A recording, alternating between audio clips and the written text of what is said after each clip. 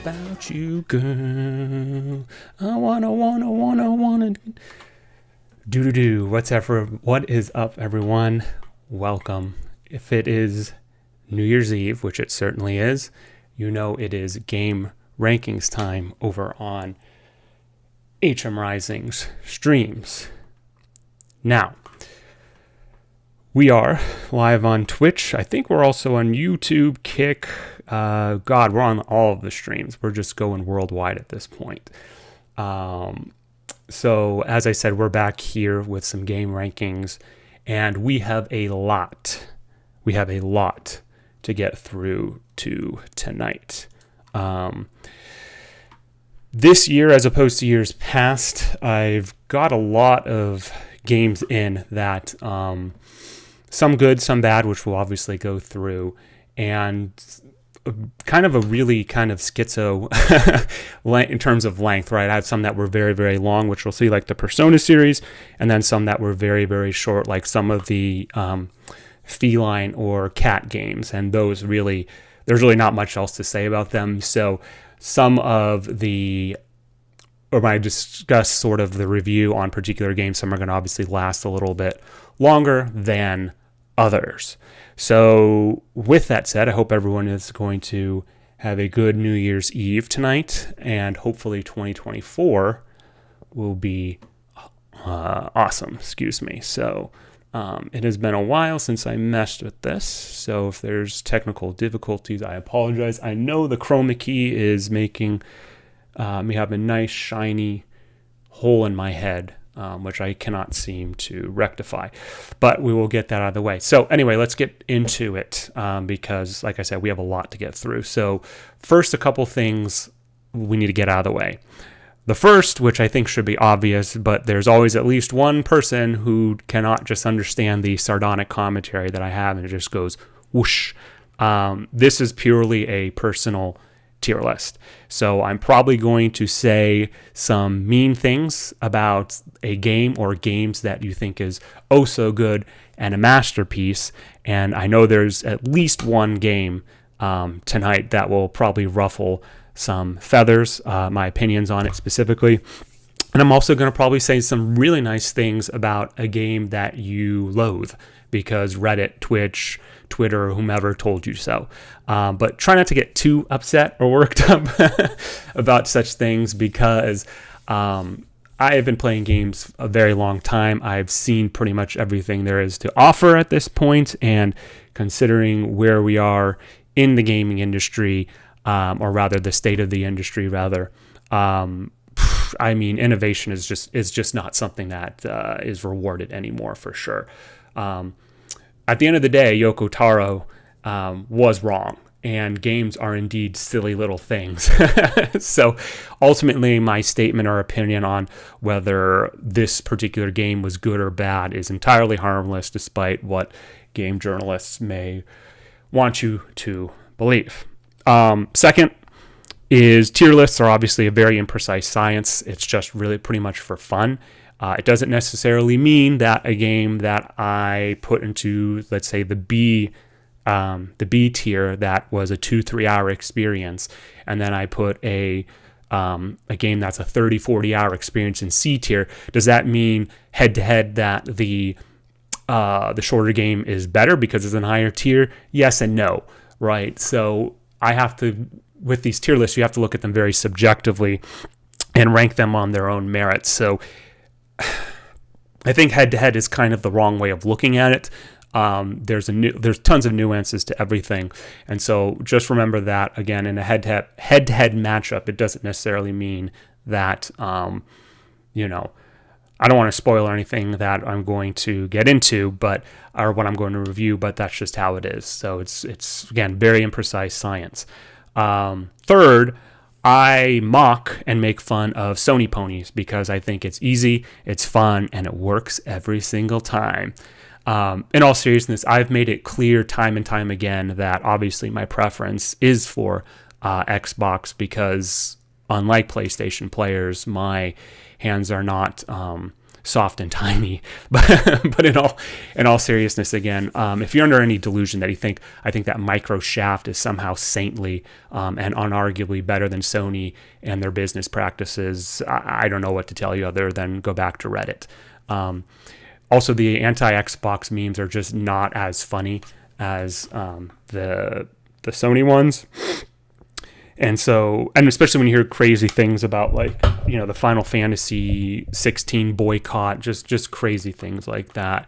But at the end of the day, ultimately, I still consume Sony product. So for me to sit here and get on a digital pulpit and pretend that, you know, I'm here from the nobody will speak blasphemy against the Church of Xbox while everybody else is part of the laboratory of Sony. I mean, it's all in good fun. It really doesn't matter. That said, I still haven't purchased a PlayStation 5 because it got no game, quite frankly. So let me give a quick shout out to some of my viewers here. So you have Honey Est in here. Very good to see you. My good pal Juan. Merry New Year's Eve to you. So where was I? Was that the third thing I had? Yes. So fourth is not important at all, but for what it's worth, the order of these games is roughly in chronological order. Man, I tell you, I'm watching my thing here, and I just cannot get rid of this hole in my head. What was I saying? Oh, yeah, so it's roughly in chronological order. I've moved it around a little bit here, so thematically, there's groups that match up a little bit better, especially they're from the same series. It really doesn't matter, but again, like I said, it's to keep thematic, to make it thematically coherent, I guess. So, big preamble, but that's just how it's going to be. Let me just talk a little bit about 2023 in games or in the gaming industry. As was predicted by myself and basically anybody who has a pulse, 2023 was basically, in my opinion, year of the remakes. Resident Evil 4, Dead Space, System Shock. There was one of the Yakuza spin-offs, and there's a bunch of Nintendo titles which you will see here tonight, and a ton of ports from different consoles, like the Persona series in particular too. It's pretty obvious that the gaming industry cannibalizes a lot of these old titles for the sake of nostalgia-driven sales, and usually in one of two ways that I think are most common for them. The first is rebooting long dead but beloved franchises like Vampire the Masquerade, Baldur's Gate, or B, I guess. Just doing a straight up remaster, definitive edition, or whatever, like Call of Duty, Modern Warfare 3, regurgitated, whatever, right? Or Final Fantasy, not X, because X is 10, but like Final Fantasy number, remastered with 7 and all of that. Obviously, once the new stuff stops selling, you fall back on the old stuff, resurrect it, bleed it dry, and do it over again, because it's, as I said earlier, it's safer than trying to do new or innovative stuff. But I want to be clear that, and I think I've said this in the past, it is not necessarily the game studios and game companies' fault. You know, too many people say, "Oh, it's the game studios, man. They're greedy." Yes, but no. Too many gamers, as they're so-called, eat all of these franchises up over and over again, which in turn encourages more bad behavior by the not publishers. Well, I guess publishers, yes, but publishers and the developers. So, you know, it's a give and take, a balanced thing going on with it. So, and I'll get into that probably a little bit later. Ultimately, for 2023, I think it was sort of a mid to bad year for games overall. The best year so far for the 2020s, but a bad year overall. And of course, horrendous by the golden era of games in the 2000s, in my opinion. For an analogy, if 2023 was a dude, he would get like a C- on his report card. So technically he passed, but this also is the same guy who might look at a year like 2021 and be like, hey, at least I'm not that guy, but that's not really a high bar to pass. So not the most encouraging for games overall, but hey, that's just how it is. Maybe next year will be different. Sure, I've been saying that for how long now, right? A couple other things I want to get out of the way. The more I talk, the more I'm starting to remember things. I'm looking at a brief notes that I have just some bullet points that I want to address, and then as I start talking, I remember certain things. So I skimmed my game ranking stream from last year, and I identified some basic ideas that sort of been swimming around in my mind for at least several years, and I never was really able to fully articulate or flesh them out, and obviously the alcohol doesn't help very much, but 2023 did provide a great case study for a narrowing of some of these ideas and my observations that led to what I think are very depressing realizations and results for the game industry. The first is the gaming ecosystem, which I've alluded to, is not flourishing and is unhealthy. Now, it's highly profitable, I think, for a lot of the bigger developers and publishers, but ironically not even great for some of the manufacturers, like Sony in particular. And I don't say this with any sort of glee or joy in my voice, but Sony is taking a huge loss on its console sales, from what I remember. But they're trying to make it back with some of the big movie games that they release. And that is not sustainable, quite frankly. That is just not sustainable. And so the big question then is a crash inevitable? Maybe, maybe not. I think we might have reached a point where in the industry, the case of the biggest fish are just too big to fail. And so it would be kind of stupid React content to say something like, oh, we're on the precipice of a 1983 a 1983 magnitude crash for video games. I don't know if we're on that level yet, but it's clear that the bubble we are in a bubble, and what do bubbles do? They burst. So in contributing to keeping this very sick system alive, and just instead of just letting it die and hopefully something new and more healthy arises from the ashes, I've also sort of identified other structures that keeping it afloat. The one is what I call sort of the Twitch hotness, for lack of a better term. The streaming hotness, I guess, whatever.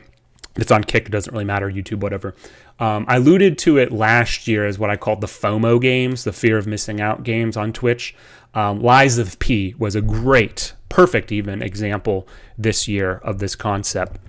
And what I mean by that is there's this almost direct Twitch to consumer pipeline that's at least minimally astroturfed, sorta, into using content creators, so to speak, to push sales of video games.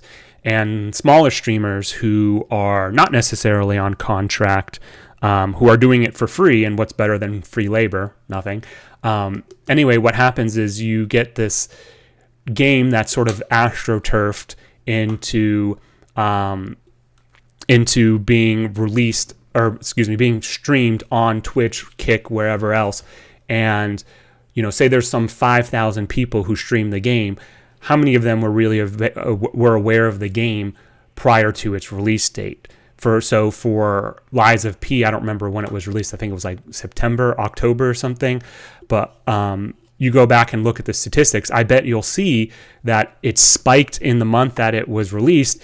And probably by the time the next month came around, you see like 80-90% attrition. That is not healthy either. Now, I do have to acknowledge that for something like this, definitely, again, the bigger fish, so to speak, have more clout. So it's a bit harder for like a Cult of the Lamb scenario, but something like, like Hogwarts Legacy or Diablo 4, where they come from these huge publishers, that's more sustainable. And I swear, next time, if you don't believe me, next time, there's plenty of websites that do the statistic tracking. Look at how the attrition is on these games. And it really doesn't, I guess what I'm trying to say is, why this is unhealthy is, it doesn't matter if the game's really good. or really bad for that matter. It doesn't matter if people actually have a genuine interest or desire to play the game. The sale has already been made. So in and out like bandits, the majority of the money is made in the first month or two for these games release of the games, and it's just not a sustainable thing. So that's one thing. Similarly, we have another unholy union with this Twitch hotness, and that is, and I sort of alluded to it as well, is these really shameful early access practices.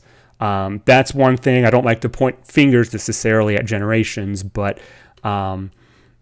Zoomers, Generation Z, I think, have really sort of normalized the practice of early access. It's almost like pathetically easy for some of these game companies to bait these people, and not just Gen Zers, but all your friends are playing the new game. You don't want to be the only one who's left out of the fun, right? It's only an extra $20, and you get the really cool armor skin set if you do buy it too. For $20, how can you not want to play it for an early 4 days? But you got to be part of the digital download club, though, right? And so that's, I think, really compounded a lot of the bad behavior by some of these game companies. Speaking of the digital download stuff, that's my biggest fear and issue with Microsoft thus far, as opposed to Sony, is their huge push for, an all digital future gaming. I mean, quite frankly, if they could turn everything digital tomorrow, they absolutely would. So it's hard not to see this and really think that the meme of "you will own nothing and be happy" to not be true, because that's where all the sweet additional money is, right? I pre-ordered my copy of Alan Wake 3 for $70.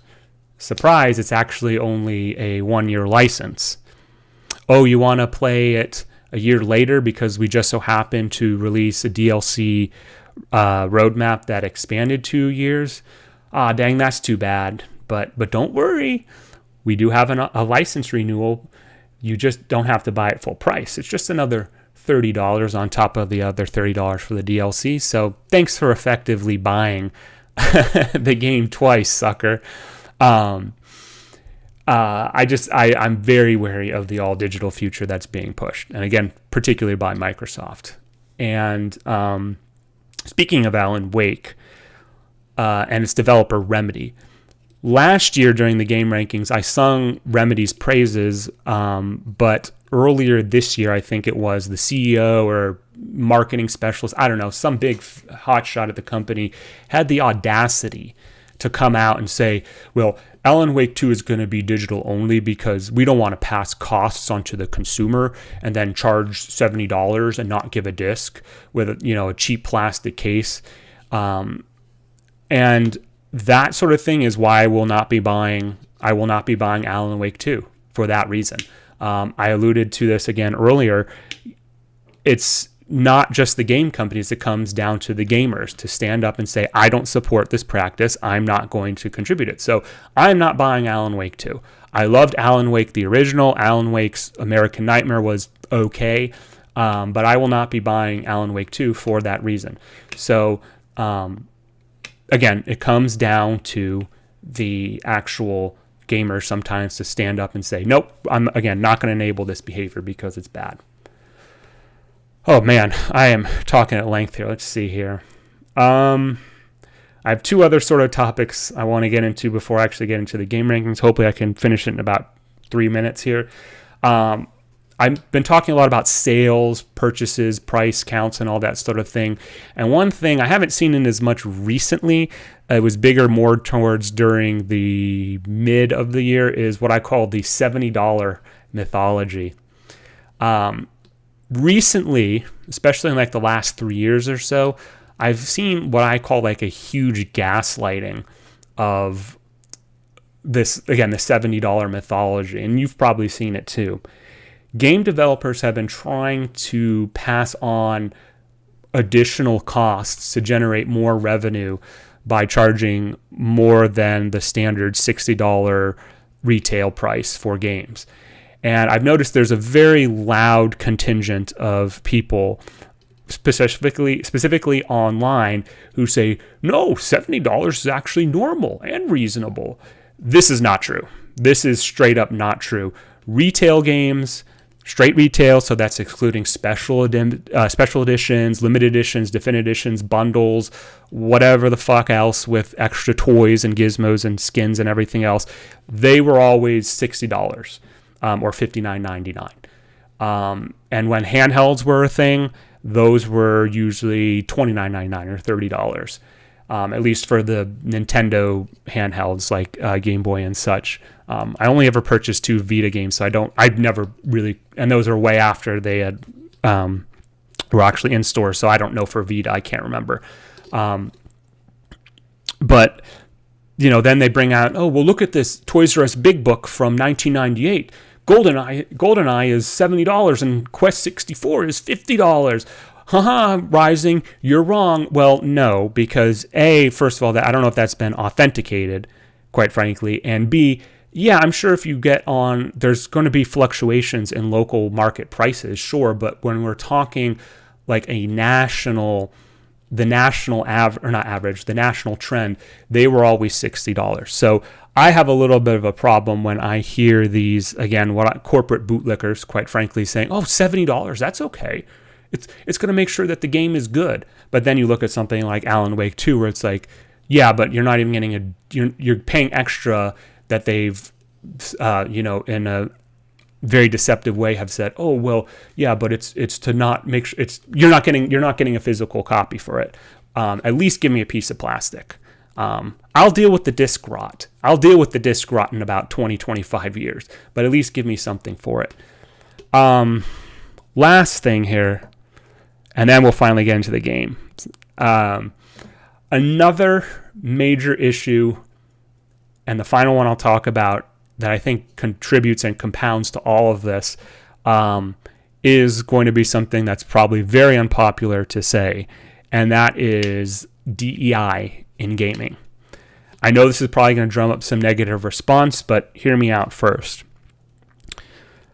For whatever reason, I found myself watching the stupid Game Awards back in early December for like the 8th year in a row, despite everybody knowing that it's nothing more than a shameful advertising campaign, which has in turn a wicked feedback loop where it's mostly all the big budget AAA games and their massive ad campaigns that win the majority of the awards, quite frankly, is what it comes down to. Anyway, early on, one of the female hostess said something like, I don't remember exact words, you can probably find it on one of the recordings, but she said something to the effect of like, gaming is better when there's more of us.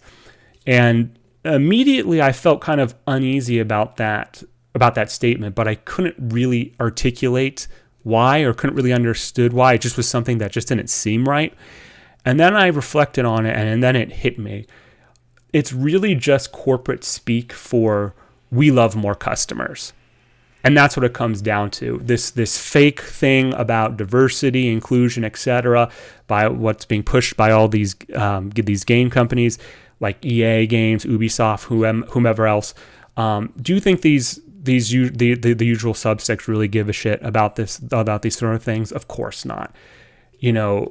Regardless of your sexual orientation, male, female, whatever your race is, I don't think they really care. If at the end of the day, we're all a bunch of money mouths walking around, talking and buying their products. So, I guess what I really want is just a little bit more honesty and just say, you just want more customers. And that's really what it comes down to. I'm all for everything else in that respect, but please just be honest with gamers. And I think that's really something that's contributing to all of this, to all the problems in the gaming industry. So that's my spiel. That's my spiel for now. Pretty much in the same boat. I watch the same show every year, and every year I feel it is a waste of time. Oh yeah, absolutely. I mean, the last time I remember something really worthwhile happening at the Game Awards was in 2018. So over 5 years ago now, when it was a night, I remember it was the night before Super Smash Bros. Ultimate was released. They had the hacking of the Game Awards, where Joker from Persona 5 was going to be one of the guest characters. That was probably one of the most memorable things that I remember. And that was 5 years ago. Yes, 4 years ago, 5 years ago. It was 2018, I think, because it's always on a Thursday, and the game was released on Friday. So that's where I stand on 2023. I know it took me like half an hour to get through it, but that's just where we are on me and my, I'm not a boomer, but I'll say my boomer complaints about the gaming industry. So I really was trying to avoid it, but since I am a corporate slave myself, today's stream is sponsored by Tito's Handmade Vodka, and we also have a new sponsor. We have Red Bull, the Winter Edition.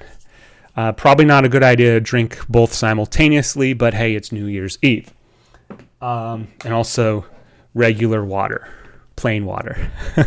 So, okay, enough of that nonsense. Let's get into what we really care about, and that is the games. That chroma key is really bothering me. Sorry, I can't change it on the fly, otherwise I have to drop the stream. So, sorry, you're going to have to deal with me missing certain parts of my body, I guess. Especially, I don't know. It's not washed out there. I don't know. Okay, so I think there's about 55 games here. Some, like I said earlier, are going to go by pretty quick. Some I might spend a little bit more time on. I'll just do a quick thing again about how I rank the games. S through camera looks good on my end. Well, thank you, Honey S, but I can see, like, regardless of where you're coming from, there's some washed out here on the chroma key. Right here near my part. Anyway, just real quick about the categories themselves. S, A, B, C, D with the approximate star ratings. I would give it 0 to 5 stars. It's there. You're just not watching carefully. Trust me. S is basically what I would call the best of the best. I think anybody who, even if they don't particularly like, say a fighting game, they would probably derive some sort of enjoyment out of what the gaming has best to offer. Does it mean they're masterpieces or perfect? Not necessarily. In fact, in all of my time, I've never actually encountered a game that was absolutely perfect, that had no flaws whatsoever. So, take that under advisement. A are very, very good games. Again, I think that they might have some problems, but overall well worth the price of admission. B, not surprisingly, is going to probably be our most populous category, just because most games are good or average-ish. Nothing really egregiously bad, but also nothing that knocks your socks off. So that's where B is. C is we're getting into the territory where it's like, this has a few more problems than it has positives, and might have some issues that would probably refrain me from wholeheartedly recommending it to another gamer or whatever. D, we start getting into categories where it's just straight up bad. And in years past, I've also called them unplayable. The truth is, I don't play unplayable games. I do research before I play any game because my time is limited, and I do not want to play with some really buggy mess. There are a lot of buggy games, but some really unplayable buggy mess where it's more fixing the game or whatever. So D is just usually bad, not unplayable, but not very good. DLC is a weird category because, for every DLC that's 3 or 4 hours worth of content, you have another one that's 25 hours, which is almost like a full-fledged game of itself. So again, I have to sort of judge them on a case-by-case basis, and judge it accordingly. Truthfully, since DLC cribs off usually the base or vanilla game, it's going to take a lot to have to be considered a full-fledged game and be put in with the others. And lastly, I have my residual category, not eligible. That's just for things I don't fit in the other ones, and I'm not going to try to shoehorn it elsewhere. So that's really about it. What else can I say? Oh, yeah. I will try to minimize spoilers where possible, especially for games that were released in 2023, but I will not be able to straight up preclude spoilers being leaked from my mouth. So if spoilers are something that you care about, then you should be wary when you're looking or seeing me go through a particular game, because I might say something that might spoil the story for a particular game. Anything else? No, I've already talked too much. We're 40 minutes in. Let's get this going here. All right, let me switch over here. I think I got my tier list there. All right, let's do this.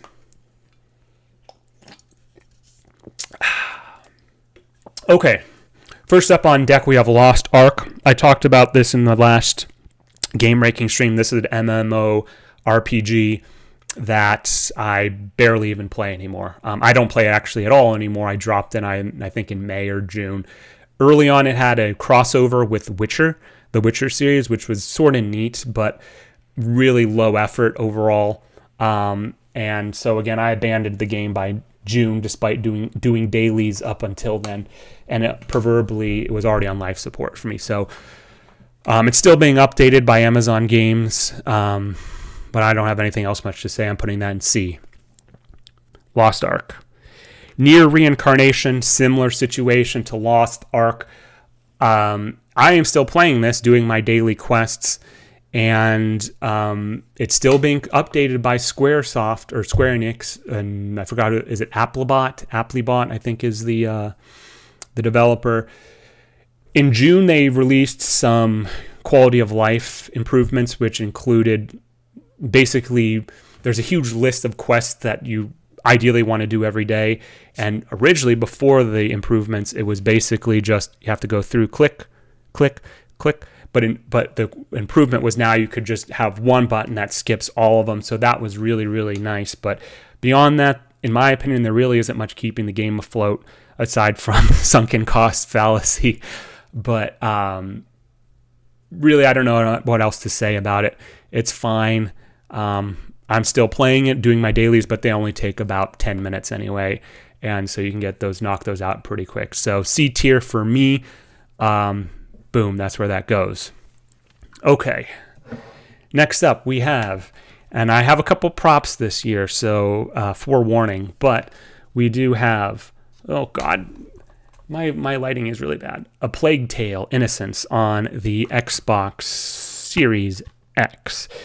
This is a 2-part series that takes place in the 1300s of France during the 100 Years' War, and features predominantly Amicia and her brother Hugo. And there's a plague that strikes and obviously devastates the country, and follows the two siblings and their journey through finding and discovering Hugo's powers that may or may not be associated with the plague. Interesting. This game was released a couple years ago, but had received several awards because it was considered oh man, I'm not happy with that. It was really highly reflective. Also, I have a green screen, and the case is green, so what a surprise. Really great, high quality HDMI Rising screens. The problem with this game is a couple things. One, it relies a little bit too heavily on character archetypes. There's like one big, heavy, strong dude who's a little bit not as intelligent. You have the skinny, weak little boy, but very, very smart.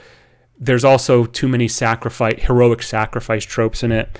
The end boss was pretty cool. He's like this bishop guy. One of the few cases where the collectibles are worthwhile to flesh out the world and the lore. And the biggest thing about this, beyond the story, is, I don't know if it shows on the case, but as I alluded to earlier again as well, there's rat swarms. And we're talking legitimate rat swarms in this game. And very similar to Dishonored, if you had ever played that, albeit that's more of like a steampunk pseudo future game, whereas this is definitely more historic in nature. So overall, pretty good story. I enjoyed the dynamic between the siblings. I should have looked it up before I started streaming, but I think I don't remember if they're half siblings or true siblings, but there's clearly tension between the two.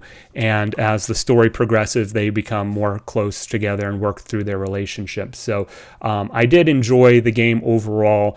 Didn't have too many bugs.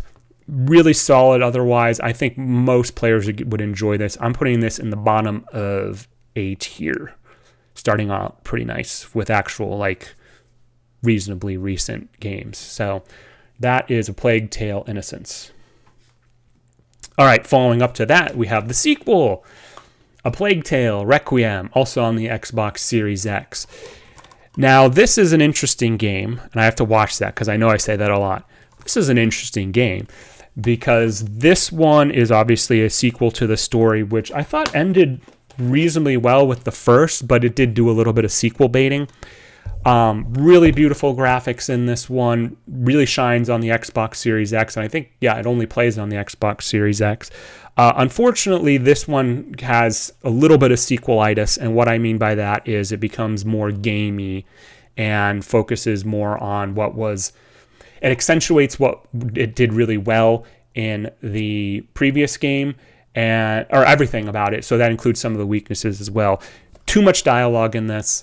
There's a scene which is absolutely absurd where there's quite literally, I'm sure you can find it on YouTube, there's quite literally a tidal wave of rats.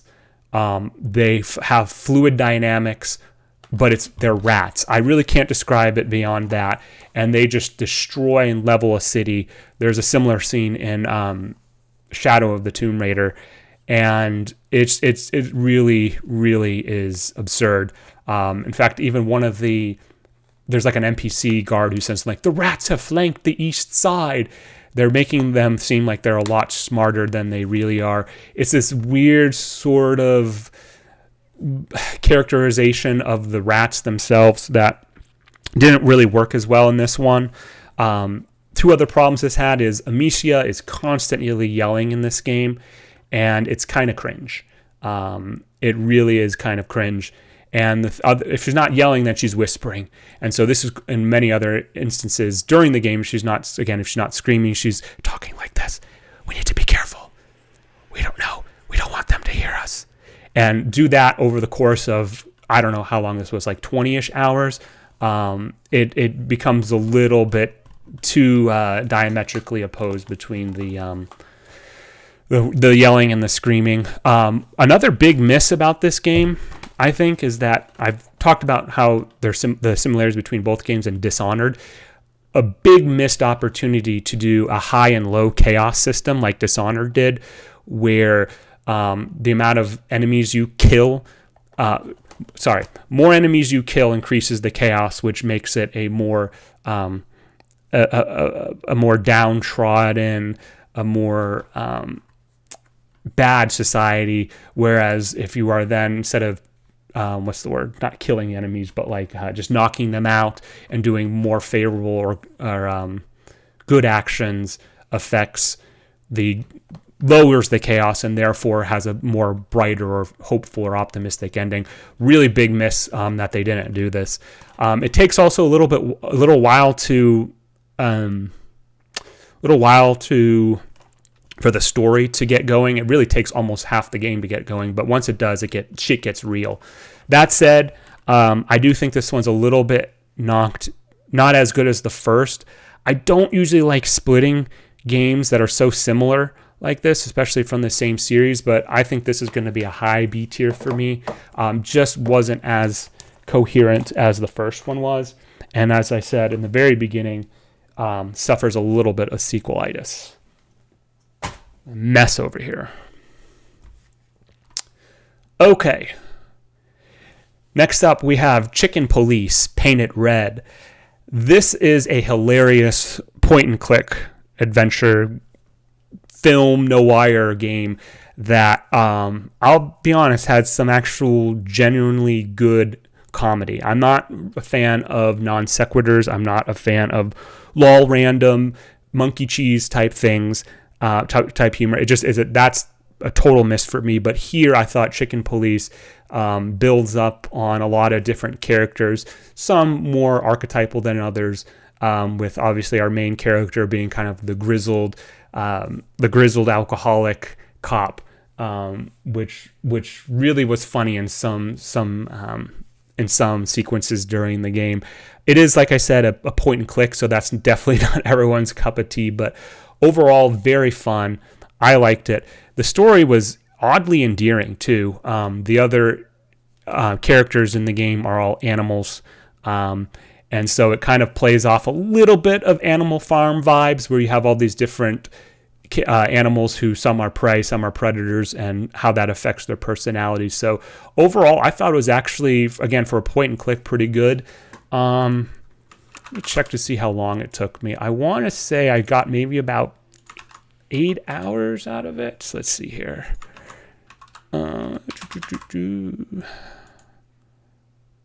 Yeah, just about 8 hours.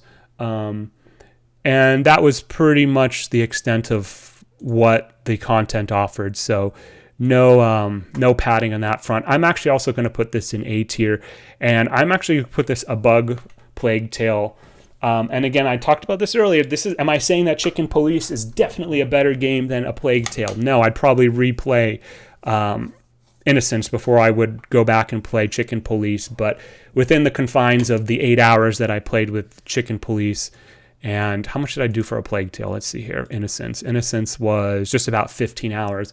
So almost half the length. I just enjoyed my time more with it. So that's just how it is, an imprecise science. Okay. All right. Man, I tell you, I'm still getting used to this new UI here. Okay. Next up, we have Cloudpunk. In the grim darkness of the future, there is only Cloudpunk. This game is a voxel art. I don't even know how to describe it. Like a taxiing delivery game that takes place in a cyberpunk-esque world, and I don't know, some very bad and odd voice acting, but also some really, really good voice acting as well, which to me indicates that they had some very amateur voice actors do this. It was really tedious with a lot of the backtracking for the collectibles, which were both optional and required for certain tasks or side missions in the game. There was a little bit of ideological leaking from the developers, which was very ham-fisted, but what else can you expect from I know it's European. I don't know if it was, I want to say it was either British or French. I can't remember. But the game revolves around our main character, who has now undertaken a role as basically a getaway driver. And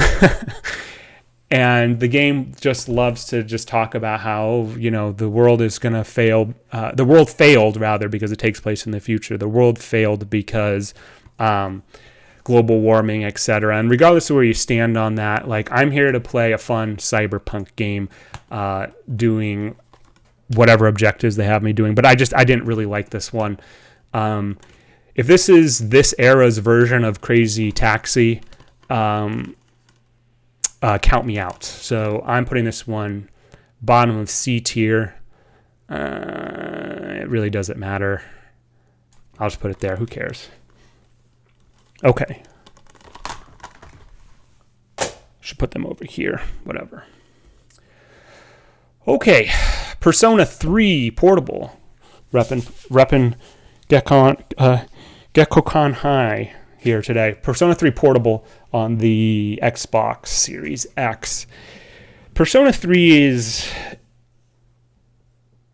interesting because the subject matter is very dated, in my opinion, nowadays. So, Persona 3 was published in an era when, I don't know what the statistics are like now, but where teen suicide was very, very high in both Japan and the West.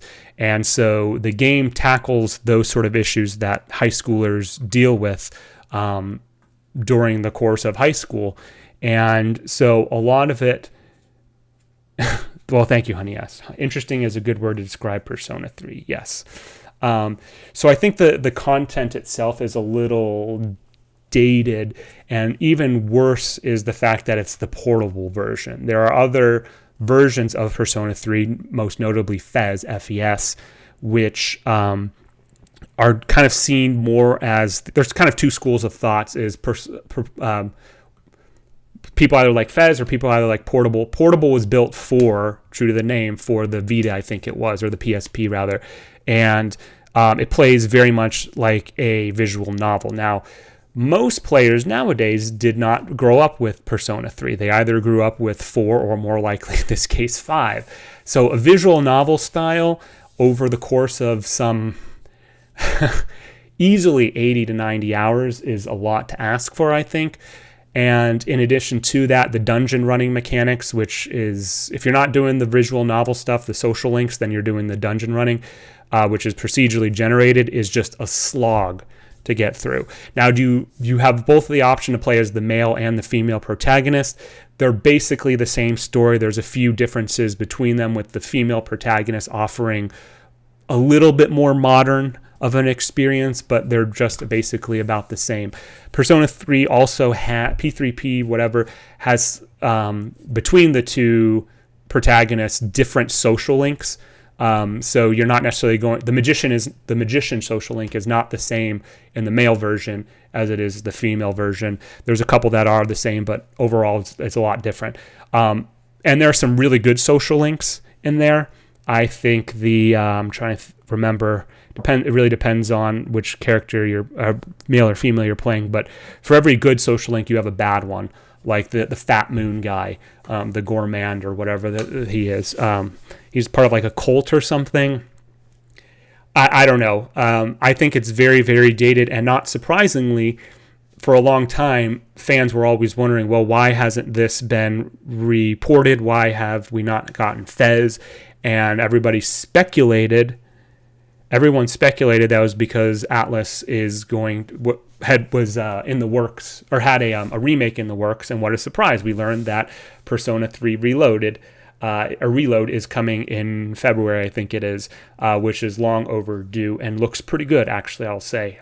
Definitely takes it has that sort of dark overall vibe that I think Persona 3 in particular nails, that 4 and 5 don't have, while still having sort of modern sensibilities. Shar says, still can't believe they let you date /bone Kenneth. Oh, right. Yes. Uh-oh, did my stream drop? I think my stream dropped. No, we're good. Sorry. Yes, as Shar pointed out there, Ken is a very bad character, in my opinion, for more than just that, which is very, very bizarre, odd choice. I'm all for sticking with the subject matter, or the original source material, but it's weird. There's no doubt that it's weird. But overall, Persona 3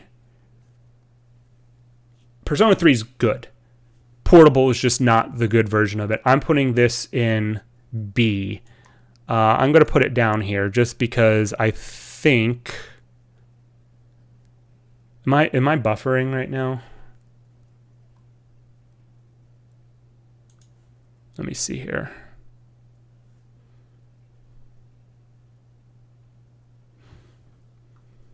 I think I might be buffering. I'll wait for it to catch up here. At least on my side. Looks like it's getting some drop frames.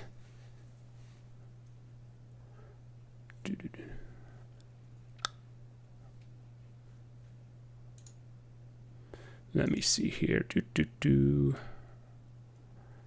me check. If I am live and it is not messing up, I apologize, but I'm just seeing a lot of dropped frames on my front. To go through this console, multiple things I have to do here.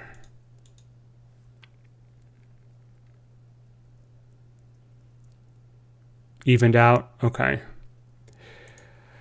Well, I don't know what to do. I set the bit rate to even just a little bit below the regular threshold. So if it keeps going that way, I appreciate you guys staying in there, but I'm not going to be able to change it on the fly without dropping the stream. So we'll just have to keep going.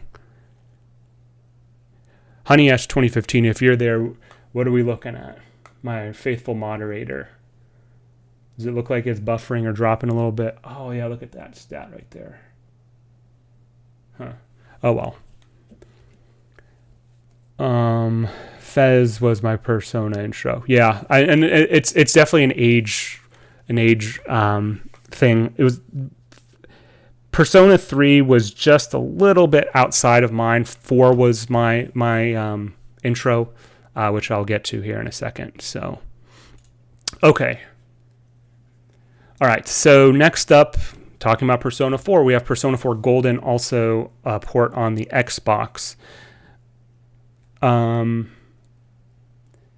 Let's see here. Persona 4 is... Audio sounds good, but definitely buffering. Okay. Let's see if I can change this on the fly. Thank you very much. You know, it's funny. I think last year when I did one of these, it was just about an hour in, right? Yeah. Let me drop the bit rate here.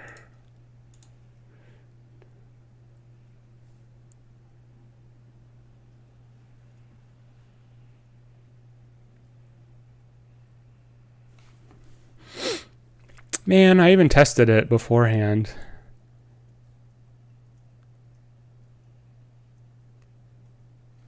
Actually, let me do one other thing. I apologize, and then I'll get back to it because the show must go on.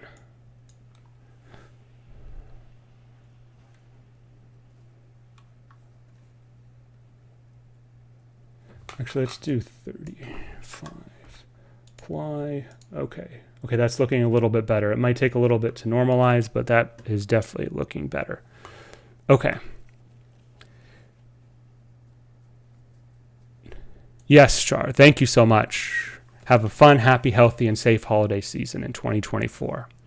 Okay, I gotta go. I gotta keep going. We got a lot to get through. So I'm hoping it'll normalize. I'll check in a couple games into it, but we'll see what happens. So Persona 4 Golden straight up is my favorite Persona game by far. It is also one of my top games of all time. It's easily in my top 10.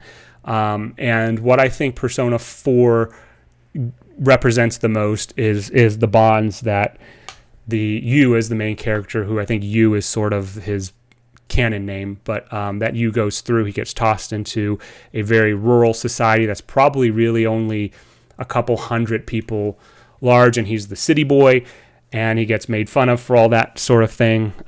There's a particular teacher who makes fun of him for such things, but overall, Persona 4, I think, had the most endearing social links, which is important. A little bit similar dungeon running kind of grindiness, which is true for most JRPGs, but with Persona 4, they're instead of just doing Tartarus the whole time, which has really only a little bit of variation between the different segments of it. I can't remember exactly. Persona 4 actually has themed dungeons, and with that said, they're aligned with the story, and so they fit a lot better. Great music. The Persona selection itself is pretty good. I love the characters. All of Yu's immediate friends, so that's going to be Yosuke, Rise, Yukiko, Chie, Kanji, and who's the other one? Naoto. Great cast of characters, all endearing for their different reasons. Persona 4 Golden is definitely by far my favorite. I forgot to show it. It was on the Xbox, but I have my Vita version. And Golden, obviously, is the remastered version, which has some quality of life improvements. I still remember pre-ordering the Amazon limited edition of Persona 4. Do you have the Teddy doll still? Oh, and Teddy, of course. How could I forget Teddy? 4 is straight up JoJo Part 4, but Persona, it has the best story of the new Personas. And that's an interesting point because I forgot there's a game that I'm going to get into, I can't remember, but Persona is very weird because it's like Fallout. Fallout 1 and 2, like Persona 1 and 2, have basically been ignored and forgotten, where what's considered modern is basically everything after 3. So I'd agree that 3 is definitely the best. 5 is the best style. Oh, I was going to get into this in 5. But anyway, sorry. So Persona 4 is an S tier game. Love it. It's about, maybe 100 some hours. If you want to do the full playthrough and get to the secret boss, it does require 2 full playthroughs, basically. It's worth it. Great game overall. I think I've beaten it like 3 or 4 times now. Love it.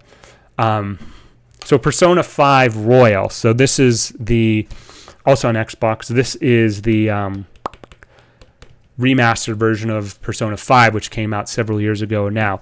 Char beat me to it, but what I was going to say is, of the sort of, excluding 3, because it is sort of forgotten, 4 is pure substance. It lacks a little bit of style, given its age, but it's pure substance. Persona 5, on the other hand, is what I call style over substance. Even the menus, the UIs with all the little cross out, like, don't look at me like that. I think that this is very much clearly a modern Persona game, because this, I think, favors a little bit, again, of the style over the substance. Good cast of characters. I do like Morgana's journey at his development. Well, I guess he's not specifically a he, although it's clearly implied he's a he. I enjoyed Morgana's journey. I know he's not the main character, but he's there. It's a little silly though that everybody basically loves you as the main character. You're the bad boy that all the girls want to talk to and all the guys want to be. It's a little cliche in that respect, but that said, it definitely has, I would say, superior gameplay to definitely 3 and probably 4. The dungeons are just more intuitively designed. They're a hell of a lot easier too. Very easy to outlevel the game, except in the beginning where you do get punished pretty hard if you don't have the right Persona matchups. But overall, Persona 5 is definitely very good. I liked Makoto a lot, but she just sort of leads into what I just said a moment ago, which is, suddenly the school president, who's, a goody two-shoes, falls for the bad boy. It's a little much at times, but overall, Persona 5 was pretty good. I don't really know what else to say. Oh, the Royal, and this is the Royal, so it includes an extra post-game dungeon, which I think, added like another 15-ish, 12, 15, 20 hours or so, that explores 2 of the new characters that weren't in the base or vanilla game. They tried to do the whole redemption arc with, what's his name? The Justice Arcana, I forgot. Aquino, I can't remember his name, but, oh my God, what is his name? I need to look this up now. P5 Justice. Goro, Akechi, of course. They try to do a whole like redeeming arc with him. I think it's kind of a stretch. He was always basically a bad guy. And again, they try to redeem him, kind of a miss. Persona 1 and 2 are straight up the best Persona games. I'll admit I have not played them. I'm familiar with the stories, I'm familiar with the characters, but I've never actually played the games, just because it's sometimes a little bit hard to actually get. I think they're probably on Steam, but maybe, but I have not played them. 5 has a maid-teacher combo and goth doctor. How can you... Well, but I know, but that's what I'm saying is you have a lot of these archetypal characters who just happen to, and I know it's based on the player's preference, but you have the teacher fall for the bad boy, you have the goth doctor fall for it. Come on, it's like, it's a little much. But there's Persona 5. Oh, I gotta rank it. I'm gonna actually, in terms of a game, I think it is better than Portable, but I think 3's story is a little better. But there we go. All right, I need to speed up a little bit because I am slowing down. God. Okay, let's go here. All right, we need to get a little refill here. What are we at? Like 110? Yeah, 110, and I've only gotten, oh my God, like 8 games in. So we need to speed this up. I promise I will speed it up because I cannot be here all night either. So. Also, I need to adjust this a bit here. 1 second. Let's do this. And we'll make this a little bigger. Move this over. Okay. Cool. Power fantasy for teenage boys. Absolutely, yes. I know I'm not the target audience for the game anymore, and probably maybe why I'm a little biased towards Persona 4. But yeah, I mean, that's a good point, actually. But still, nevertheless. So, cheers. Oh, actually, Shar, you might appreciate this.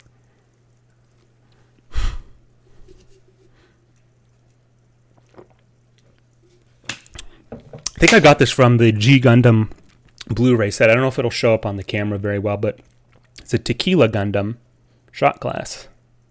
Doesn't show up very well, but there you go. Okay, I need to speed up. I could talk at length about any of these. All right, Xenoblade Chronicles 3 Future Redeemed DLC. This is what the base game should have been, with the main game being the Future Redeemed or whatever, because it significantly explains the events that happened prior to the events of, that's redundant, but of Xenoblade 3. Had they expanded certain segments where there's like a very obvious Deus Ex Machina scene, I think that would have been awesome to make that the base game instead of having, this sort of Scooby-Doo adventure, Mary Sue love story that's the base game. I talked about Xenoblade 3 in the previous game rankings, which I thought was a huge disappointment. But Xenoblade 3 brings back, the DLC brings back beloved characters from the first and the second, and adds a couple new as well. Really good stuff. Probably about 20 hours or so more, depending if you want to do like a full completionist. But I thought it was great. Again, that is the Future Redeemed DLC should have been the base game, and the base game should have been the DLC. Boom. If you want to play Persona 2, you're going to have to emulate PS1 or PSP. Okay, good to know. And the Tequila Gundam shot glass is insanely appropriate. Yep, it is. It is. And like I said, I think it came with the Blu-ray version of G Gundam from a couple years ago. Okay, Bramble, the Mountain King. I thought that killing children in video games was not only banned, but would at least get you the ESRB rating of AO or adults only. Apparently that's not the case, because this is just mature, 17 plus. This is a very basic Scandinavian folklore game. Very, very unnerving, despite its initial whimsical appearance, and it becomes very twisted and disturbed. Kind of a mini puzzle game, exploration game. There's really not a whole lot to say about it. Other than that, keep your kids away from this, despite its, again, like I said, it's sort of on the nose cover, or its cover appearance. Decent length. I appreciated the various cryptids and the mythology, and the various monsters from Norse lore. The puzzles weren't really brain busters, but it was fine. This wasn't a full price game. Not much else really to say. Bramble. I'll put it in B somewhere. How about there? Boom. Whatever. Looks like the stream's stabilized now too, which is good. Oh yeah, I'm actually below the bit rate now, but let's knock on wood. All right, here we go. I warned it earlier. The Legend of... Oh, man, it's so bad. I'm so sorry. It's also getting darker outside, so my lighting's getting messed up. The Legend of Zelda... And there's a ton of green on it. Tears of the Kingdom. Okay. I'm not a fan of voice characters in Zelda games. Zelda in particular, I think, is really egregious. She has a very Mary Sue character. And a lot of this is true of Breath of the Wild, which obviously this is a sequel to. Her characterization runs very contrary to the strong, empowered girl boss, hear me roar narrative that the fandom has built for her in the recent years. This suffers all the same problems. OG Deus Ex, yes. But that's an older game now. Deus Ex is like over 20 years old now, whereas Bramble was from this year. This adds all the problems that I had with Breath of the Wild and adds some new annoyances.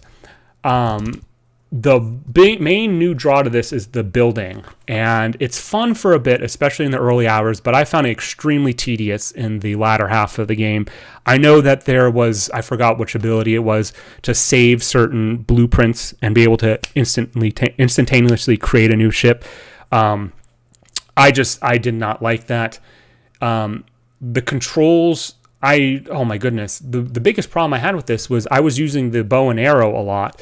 And to add an additive to your arrow, so whether to make it fire, electric, or ice, you have to go through, hold a button to bring up the menu, then cycle through, find whatever material made it, whatever element you wanted, and then click it. And then finally, 5-6 seconds later, Link would fire his arrow.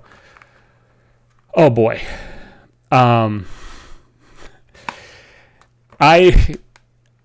When you gave that warning, I'm just game you're going to talk about. Yeah, I know. I'm also getting too old for this shit, right? I mean, I know I'm not the target audience for Tears of the Kingdom, but it is what it is. I played it anyway. There were Zelda, the new games. This one has what I call like the sort of the pre-dungeons, and those were the ones you do that are used like a little skill challenge or whatever before you actually get to the dungeon proper. They were horrible. I actually wrote down here on my list, the Rising Island chain took way too long. The low G effect in the Zora domain and the Water Temple is outright infuriating. The Sandstorm Desert is a terrible / dumb idea for an area that is already indescript. I don't remember those exactly, but I know that that's, I wouldn't lie to myself. I hope not. So that's where it is. Again, I get that the target audience is kids also, but Jesus Christ, the narrative also treats you like you have like a learning disability because they constantly are talking about the imprisoning war. They say, oh, this doppelganger that looks like Zelda might not actually be Zelda, right? Like it's this really kind of breadcrumb thing that I think even children would probably get a little bit irritated with. Another problem with the game is that from a, what would you call it? From like a ludology perspective, there are such obvious money sinks in the game that it's a little embarrassing. And what I mean by that is early on, let me put it this way. You need, early on in the game, a cold weather suit to protect you from the cold. It costs an exorbitant amount, and you've already gained up a nice little nest egg for yourself, and poof, all it's gone. Oh, dang. Well, then I'll just do it again, right? And then, this area is a little too hot. You got to get the fireproof one. Oh, there goes my second nest egg, right? And it's not that the original games, in particular Ocarina of Time, didn't have that, but in a game like this, it was almost too formulaic, and I just did not like it. And when I saw people on Reddit and stuff were talking about, oh, here's a rupee exploit you can do. Now you're talking about breaking the game to get past what's already built into the game, and I just couldn't really like it. And ultimately, here's my problem with this game and Breath of the Wild, right? Sometimes variety is a curse, and there's too many armor options, there's too many weapon options, and all I want to do is just wear the fierce deity armor. Why can't I just do that, right? Also, what is the point of having like 40 heart containers and some of the tougher enemies in the game just straight up like two-shot you? They literally, one hit will take like 25 hearts off your thing. So why not just go back to the original 3 hearts, starts with 3 hearts and then up to like, 16 heart containers, and just do this, like this whole too much. It's just too much. And if the counter is, you got to drink potions and eat food, prepare all these foods to prepare for these encounters. Well, fuck it. I'm playing Dark Souls then. Whatever. All right. I want to punish this and put it in D tier, but I'll be fair. I'll put it in C. Okay? It's playable. It's polished as most Nintendo games are, but shit, I'll tell you, I did not like Tears of the Kingdom. So, what were your choices in the Stream Awards? You'll have to refresh my memory because I didn't really vote and I don't really get involved with that. Like I said, it's a big advertising thing. Okay, I said I was going to speed up and then I did not slow down. Or I said I was going to speed up and then I slowed down. Okay, Cult of the Lamb. Oh God, what is this called? Relics of the Old Faith DLC. It was sort of fun to revisit the game after about half a year or so, but if the game had launched with these new features, which include, I don't even remember, it would have probably been revered as a GOAT, no pun intended. Otherwise, there's a lot of new mechanics that were added that, unless you're really, really keeping on track of all your different followers, their health, their hunger, their thirst, etc., it can be overwhelming. So it was sort of nice to have that and revisit the game and kind of do almost like a post-game challenge, I guess you call it, with much higher resources because you've already built up a ton, because you can do New Game Plus or whatever. Pretty solid. Cult of the Lamb got high marks for me last year. The DLC is a little bit more of that. I'm putting it in there. Happy New Year's, Rolf. Hope you're doing well. I did not play the DLC for Breath of the Wild, and you can probably pay me to do most things, but I did not want to get involved with that. No, I mean on Steam. Oh, well, I'm a console plebe, so I don't do a whole lot on Steam, except for this game, ironically enough. But I'd have to see the list, Char, to be honest with you. Okay, Beneath a Steel Sky. This is an ancient game. This game is almost old as me, which is saying a lot. This was originally released on the Amiga, I think, which is a sort of another future cyberpunk-esque game that revolves around... Honestly, I can't remember. But it's a very short game that's driven largely by the story and sort of in the loose vein of the original Fallouts, at least, of kind of being sort of a funny pseudo post-apocalyptic world. It was fine. I don't know what to say. B-. Moving on. Next up, sequel to that, we have Beyond. Oh my god, this is so bad. I apologize, guys. Is it better on this side? A little bit, but I have to hold it very specifically. Beyond a Steel Sky, a sequel to Beneath a Steel Sky. Obviously, this game had nods to the original. It's the same main character. Funny script. And, that's the big thing about these two games. They take place in the Australian outback. And how many games... I can't think of many games that use that as a setting. So that was sort of interesting to look at. Some character models in this game, though, were really, really ugly. I'm not necessarily one for aesthetics, but I can't tell if they were just badly programmed or designed, but they look really, really odd and jarring. Also, there was in this particular game an achievement for getting a different ending, which really is not a different ending. It really just changes one story element, which has really no bearing on the actual end of the game. I don't know why it's included, but there it is. Ultimately, Beyond was a nice little sequel to Beneath some 25 or 26 years later. I'm not necessarily one for forcing trilogies, but honestly, a sequel to this, to have a trilogy in the same style of this with a little bit of tweaking would have been good. So overall, fun little game. I think it's not long. It's like maybe 8 hours, if that. B tier for me, going above the original a little bit. Okay. All right. Here we go. This is going to be fun. We have Metroid Prime on the Nintendo... Nope, just kidding. Metroid Prime Remastered on the Nintendo Switch. You know what's funny, Char, since you're here, I remember talking about this game in IRC over 20 years ago, which I got for Christmas. And it was this very copy. Oh, Lord. This brings back memories. Anyway, Metroid Prime Remastered. I've said it before. Metroid Prime is my all-time favorite game. That's basically all I need to really say. But Metroid Prime is definitely my all-time favorite game by far. A little bit of a nostalgia bias in there, I'll admit. But at the time when you were my age and you get this first-person Metroid, which Metroid had not ventured into, it had largely been a third-person side-scroller up to that point. I think there were... No, Pinball... No, it was Metroid Prime Pinball, so it was after Prime. This is a great remastering overall.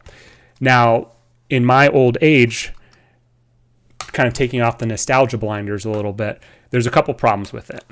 Okay, I'm going to tell you right now, it's going in S tier. There's no doubt about that. It's going in S tier, but a couple problems with the game overall, because this is a remaster, and understand that the point of a remaster is to not dramatically alter how the game works, but still remain true to the source material. Chozo ghosts are extremely annoying. Pirates can also be annoying, particularly the music that plays when you're fighting with them, because it is quite literally, I think, like a 8 to 10 second loop of the music, and it's just and that over 10 seconds, and the combat encounters don't last that long, but it gets really annoying. Again, I know I'm not the target audience for this, but a bit harder of a game would have been nice. Collectibles tracker would have been really, really great. Most of the criticisms that this particular game has can be laid against the original version. I did love, and I don't remember this when I first played it, although I've replayed it throughout the years, there's Ridley is shown very briefly in the beginning, and then I think once more when Samus is in Phendrana Drifts, and then he fucks off for the rest of the game until the very, very, very near the ending, where classic space pirate style, he shows up the most opportune moment for him when Samus unlocks the impact crater. What an opportunistic fuck, and that's why we love Ridley. We love Ridley on this channel, by the way, folks. I wish that this had a hard mode. I just wish it had a hard mode. Don't really know what else to say for a remaster. I will say that the ambient music soundtrack in this is still one of the best in any video game ever. The Chozo Ruins is great. I'm trying to remember. Phendrana Drifts is pretty good.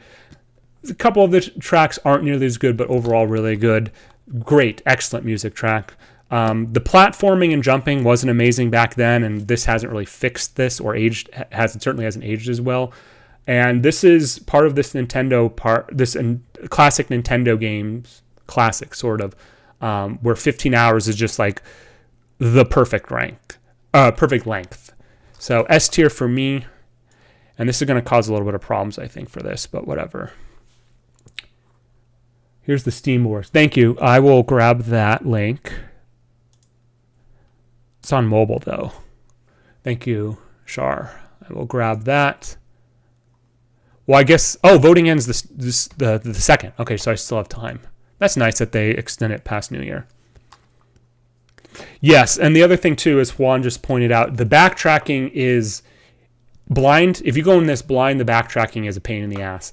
I'm a little biased because I know where basically all the Chozo pieces are, or the key, I can't remember. It unlocks the impact crater. I know where they all are. So I kind of maximized my run. But when you said Phendrana Drifts, the song started playing in my brain. Yep, that's a good one. Very classic,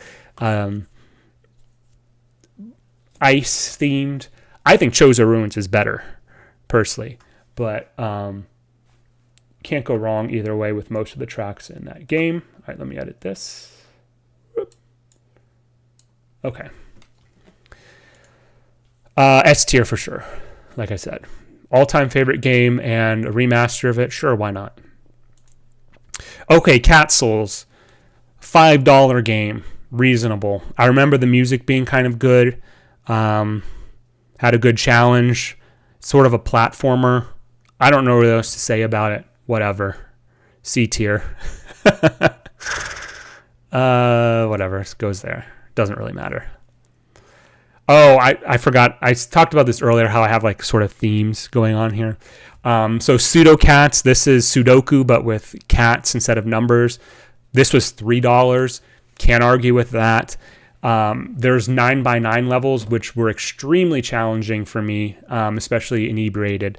But again, for $3, I got, maybe 6 hours out of it? I'm not going to complain. Fine.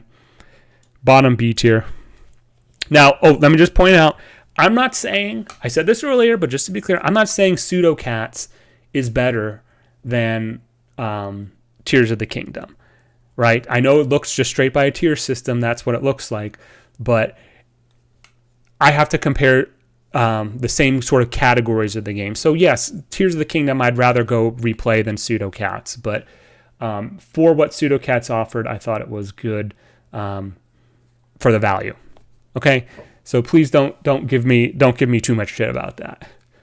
Prime was the second Metroid game I ever played in the back. Yeah. The backtracking is not good. Like I said earlier, very early in the stream, an S tier game does not mean a perfect game. All games have flaws. I've never met a perfect game, but what it offered was very good, extremely good, in fact. Prime came out November 17th, 2002. It's officially 21 years old by a couple weeks. Getting too old for this shit. I'll say that much. Okay, a building full of cats. As I've sort of been talking about and beating around the bush, we need I need more of these sort of mellow, cheap comfort games that are cheap but are done surprisingly well for their price point. This one I think was $3 or $4 too, and it had about 3 or 4 hours of point and click, relaxing gameplay that you can just pop in, one night or whatever and just chill out. That's a pretty good rate for, 3 or 4 hours or whatever, and $3. So if you think about it, not much else for you to stay. No real replay value, truthfully, but that's where that goes. A castle full of cats. That's like a sequel to Building. It was less than $3, $3.50 with tax. Same thing, hits you with the feels a little bit. I think a lot of I don't know if all of the proceeds, but a lot of the proceeds, at least a good portion of them, went to helping cats in need. So hey, we're all for social welfare around, or animal welfare around here. So that's where that goes. Okay, an airport for aliens currently run by dogs. This was $20 by comparison. That is highway robbery. I appreciated the concept, which is basically the title of the game explains what the game is. There are multiple airports that are for aliens, but they are run by dogs.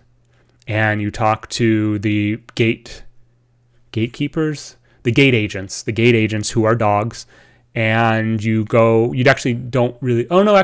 on airplanes, and you do have it's basically a loading screen really, but I appreciate the concept, but the execution was really bad.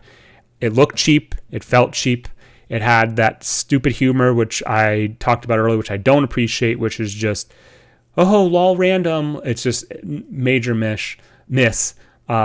Really just, in my opinion, a polished and reasonably polished tech demo, which is kind of an oxymoron.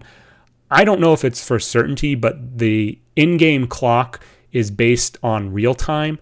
So if you get an airplane ticket and the airplane that you're supposed to get on doesn't take off for another hour and a half, and you can't find the booth that manipulates the clock time, you are either going to wait there for an hour and a half or hard reset the game.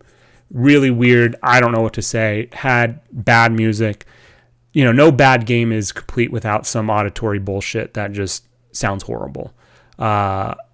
This game can go to hell. D tier for sure.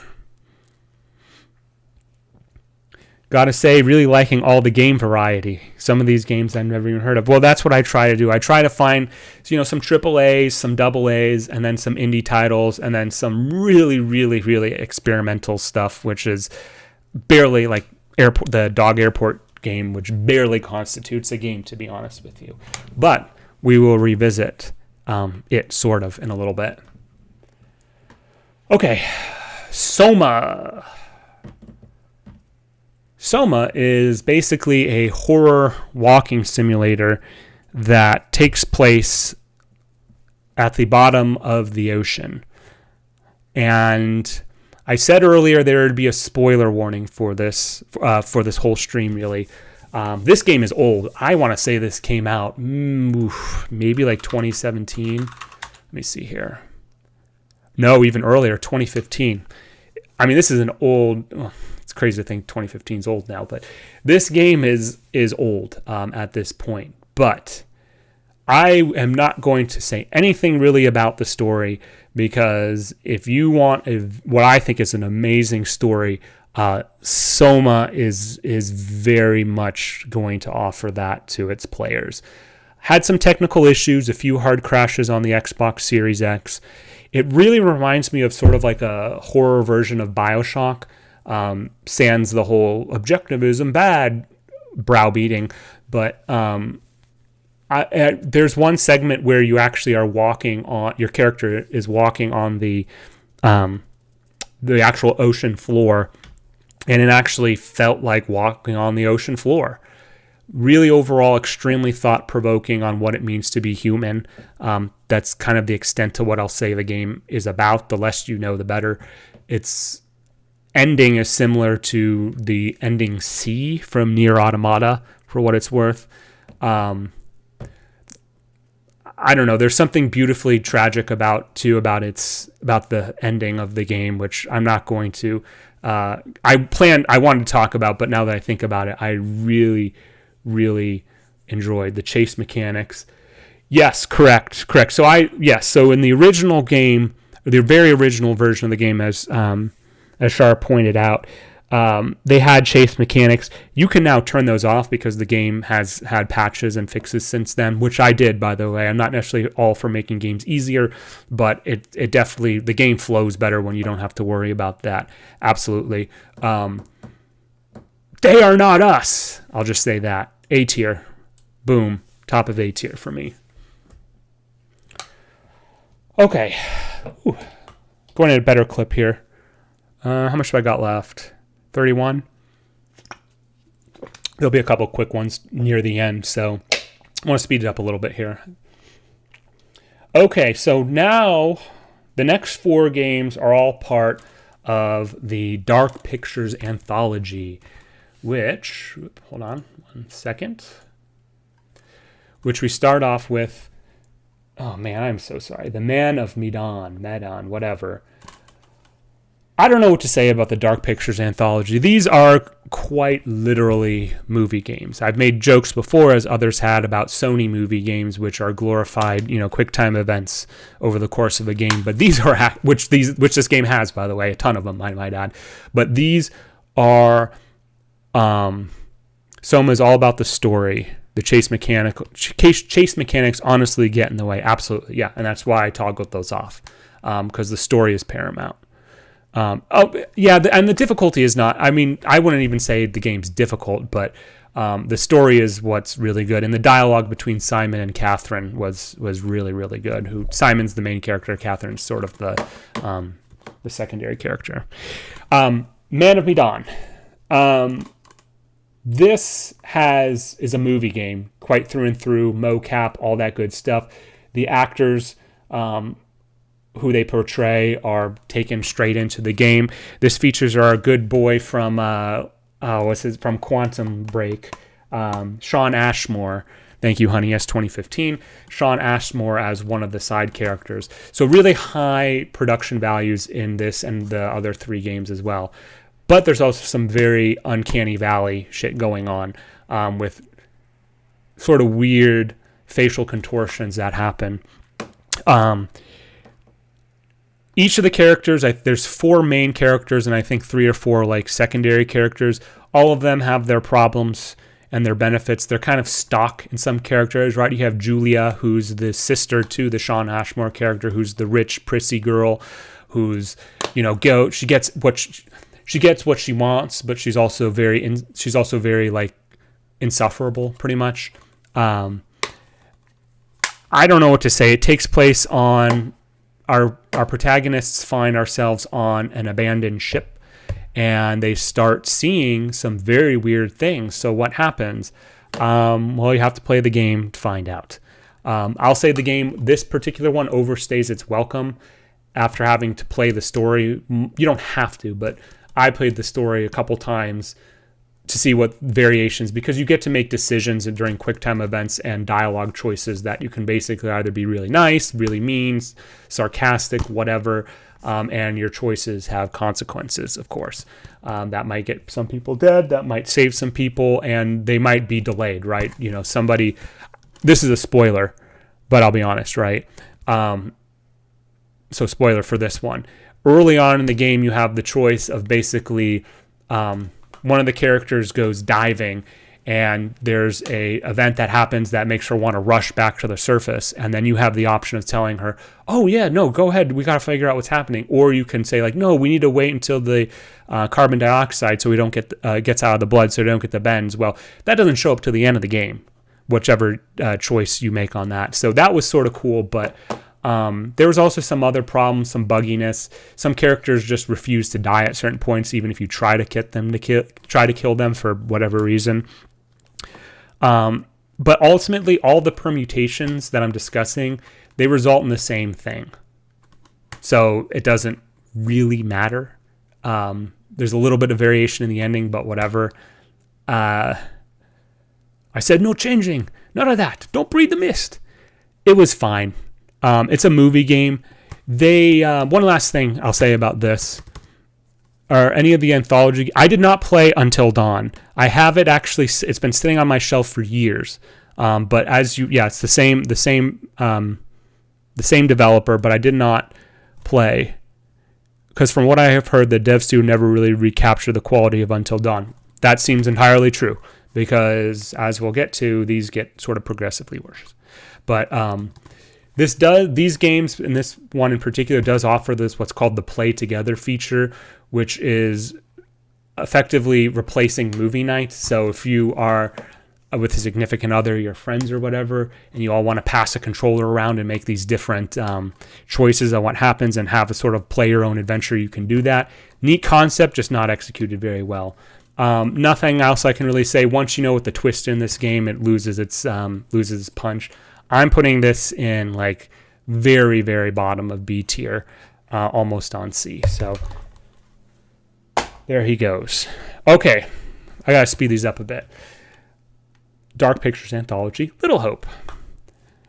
You ever read The Crucible? You ever see the movie, that shitty movie, what was it called? Identity, I think. This is basically the combination of that. The prologue is absolutely absurd. I should have said this. So Man takes place in modern day, roughly. This takes place, has like two stories going on at once, which is modern day, and then flashbacks to the Salem witch trials in like the late 1600s. I knew playable scary movie, exactly, Char. That's what these basically all are.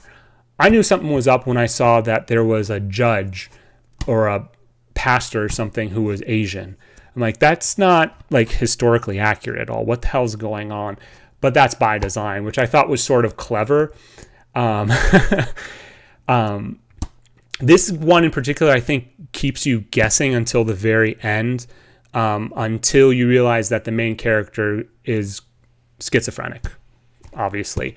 And you thought the cast from the first game was unlikable? Hold my beer. Here's Little Hope. These people are insufferable, all of them to various degrees. There's a girl who's named Taylor. She is terrible. This game has more brutal deaths than the first. And I don't know. It tries to get you to. It tries to take on like what fear does, which is, oh, little girls are scary. Not buying it. Interestingly, this had the worst ending for this game.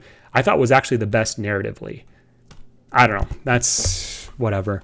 This is worse than the first. I'm putting it like right there. Okay. And I'll say this about the previous two that I just tossed aside. The games, I sort of mentioned it with the Man. There's these monsters that you think are monsters, but they don't turn out to be monsters for various reasons. And that's sort of the twist that both of the games offer, which will leads me into my next one. The next one, which is House of Ashes. So after two games of the monsters aren't real rug pulling, you get monsters in this one and you ask, oh, great, here we go. These monsters aren't real. What's the twist? Well, guess what? They actually are real. Game starts off with a very brutal prologue, more brutal than the previous two, and picks up the pace of the narrative. And that's also helped by the fact that the characters also walk faster. Now that you actually control, the characters walk faster and sort of ambling around like Mack trucks like they did in the previous two games. And we're hitting a corner, you have to completely steer them back, and it feels very weird. Tank controls work sometimes, but not in those games. This one has almost like a little personal drama going on with Ashley Tisdale, whatever, and her husband. It takes place during the Iraq War, which is, aside from like shooters, FPSs, you don't get that, I think, in too many games, which was sort of a nice setting to reach or to explore. And there's also there's one homage in particular to Little Hope, which I thought was really, really nice. And it's like that Leonardo DiCaprio meme where he's like, oh. And because you're like, oh, that I know exactly where that's from. So that was kind of cool. And my biggest problem, though, and I hope this doesn't sound misogynist, but my biggest problem with these games or this part is they can Supermassive make any of these games where the women are not like completely stock insufferable characters, because they all are. And that's even beyond my personal bias. They just are made to be unlikable. I don't know why that is, but that's just the direction they went with that. So I don't know. On the other hand, this game suffered from like some weird characterization of the vampires. Basically, I should explain the story a little bit. It takes place during the Iraq War. This contingent of American Marines falls into like a sinkhole that are these weird old ruins of the, this is Sumerians, I think it was. The Sumerians. And there's these vampires that are these very primitive vampires that are hunting them. And so the whole game you're wondering, oh, these really vampires? Well, yes, they actually are vampires. But there's some weird characterization of them because they're said during the game to be blind and only can rely on echolocation. And then there's several segments where they show first person what the vampire sees. So it's like, and it's clearly not echolocation. It's just a black and white filter. So that was a little weird. They also say they're impervious to conventional weaponry, but then you see a character later just kill a vampire straight up with like an AR-15 or something. But in this one, I will say, as opposed to the other one, the characters are a little bit more likable. There's a character named Jason who's pretty cool, very much kind of like, and he has a good character arc. He starts off actually kind of pretty racist or whatever, and then he befriends an Iraqi, and they go on their own little hijinks, and they become best of buds. So, yeah, I don't know what else to say. There's a really weird scene toward the end of the game where the Rachel, who's the Ashley Tisdale or whatever character, quite literally as she lays dying, and says it with no intonation in her voice. They came from the stars. This isn't their home. It's an ark. And it's really weird. It's like they only do one take of that voice recording, because that is not what you would be saying as you lay there dying, bleeding out. But I also had a weird graphical glitch where, for whatever reason, the eyelashes of all the characters, yes, the eyelashes were illuminated. It was very, very, even in almost pitch black scenes, they were illuminated. Very weird. I don't know. You know what this is really similar to is The Descent. You ever see that movie? That's what this is. Not much else really to say. This is the best of the three thus far. I'm putting that here. Actually, I'm sorry. Little Hope is going into C. Little Hope was too annoying to some degree. So they had a couple okay ladies in Until Dawn. It's on my backlog. It's on my backlog. It's which I thought was interesting because the PlayStation Greatest Hits, the casing is red. All their other stuff is blue, and then they go red. You know, complete opposite colors, but whatever. So, cheers. Happy New Year. What are we at? About 2 hours? Just about 2 hours. All right, we're going to speed up here. I know I've been saying that multiple times.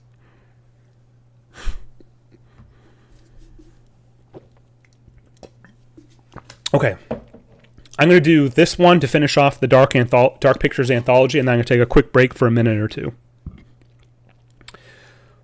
All right. The final of the first wave, we have the Dark Pictures Anthology, The Devil in Me. This is like Saw or Saw 4 pretty much. Another modern day experience where it takes place in a murder house based on that one famous American serial killer who I can't remember the name of off the top of my head. But we have a nice reversion back to unlikable cats, because there's one character in here named Erin, who is meant to be the sort of ditzy, I think she's a sound tech, I can't remember, but she's supposed to be the ditzy but lovable sound tech character who's socially awkward but still lovable at heart. She is perhaps the worst character in the entire anthology, all 4 games, possibly all of video games, and recorded media as well. So that's a hell of an accomplishment right there. The main character, Kate, is pretty insufferable too. So our characters find ourselves trapped in this murder house, which is meant to be a model based off of the aforementioned serial killer, and they get lured there, and there's more rug pulling about who's the real killer. Is the killer even real? Or are we, whatever. I forgot to mention this. Okay, let me back up. There is very much a fourth wall thing going on in all of these games. You as the player are acknowledged and addressed. In fact, there is sort of a guide, his name is the curator, who quite literally takes like a book off his shelf in his library and says, here's this interesting story. Let's talk about this. And throughout the games, he makes comments about the choices you made. Like if you deliberately try to kill and sabotage certain characters, he'll chastise you about it, right? And he'll say like, that was not a very smart move, now was it? Maybe you can do better next time. So the curator's in all of these games. And like I said, he's actively involved and makes commentary on your choices. Well, in this one, even the curator seems like entirely uninterested with the story.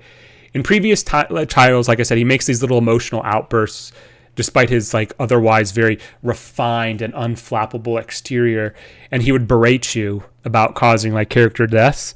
Here he's just like, if you cause a character death, he's just like, well, you could have done better, maybe, or not. I don't really care. Do you want a hint to help you along a quest? No? Well, fuck off then.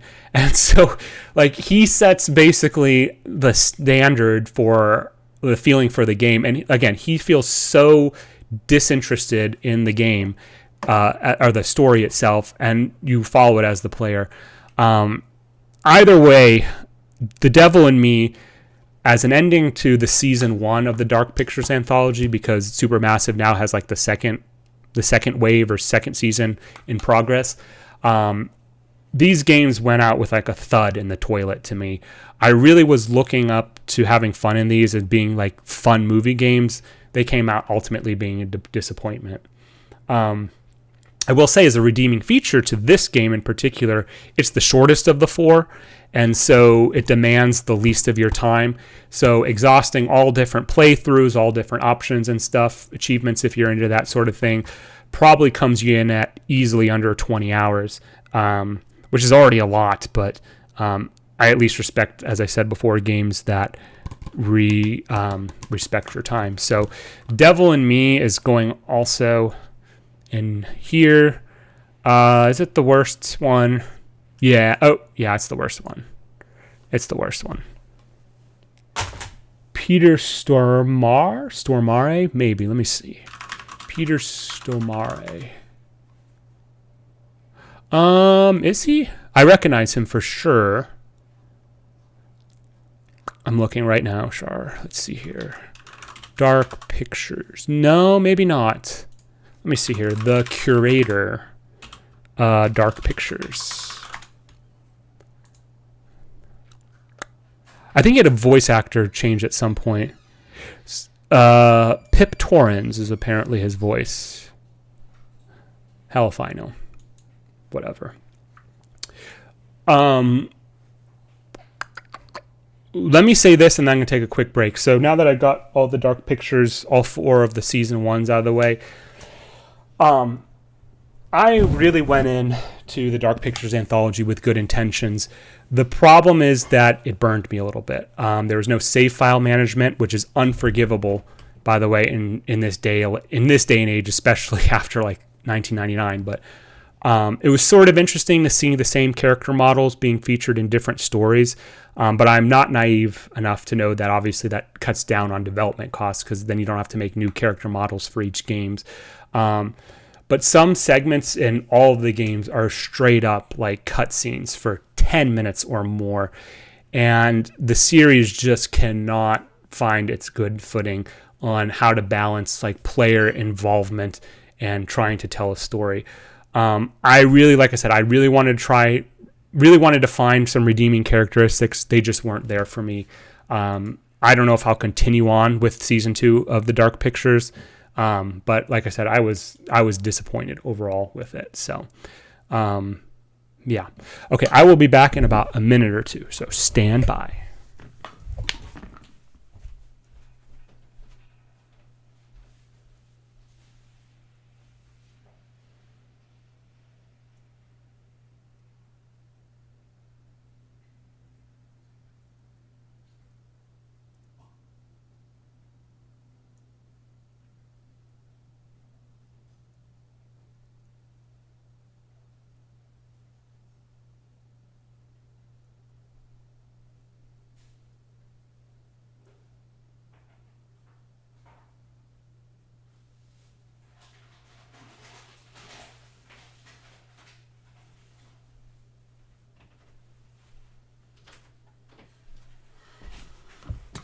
Okay, sorry, I'm back.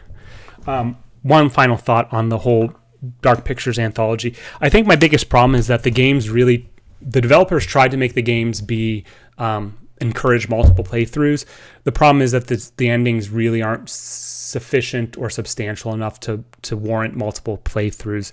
So really just kind of time wasters at the end of the day, which in my old age, I just do not want to deal with games that just waste your time for seemingly their own fun. So that's where it is. Okay, where's my next stack? All right, here we go. Do I really need to show you the physical games? No, but it's fun for me, so whatever. Whoop, let's drop those there. Okay, next up. Actually, I should just do this instead. This is better. The House of the Dead Remake. Yes, Limmy Dead. I don't know if you can see that. The Limmy Dead edition. How creative. I have some very fond memories of the House of the Dead. In the late 90s, early 2000s, I used to go to an arcade where I used to live that only accepted nickels.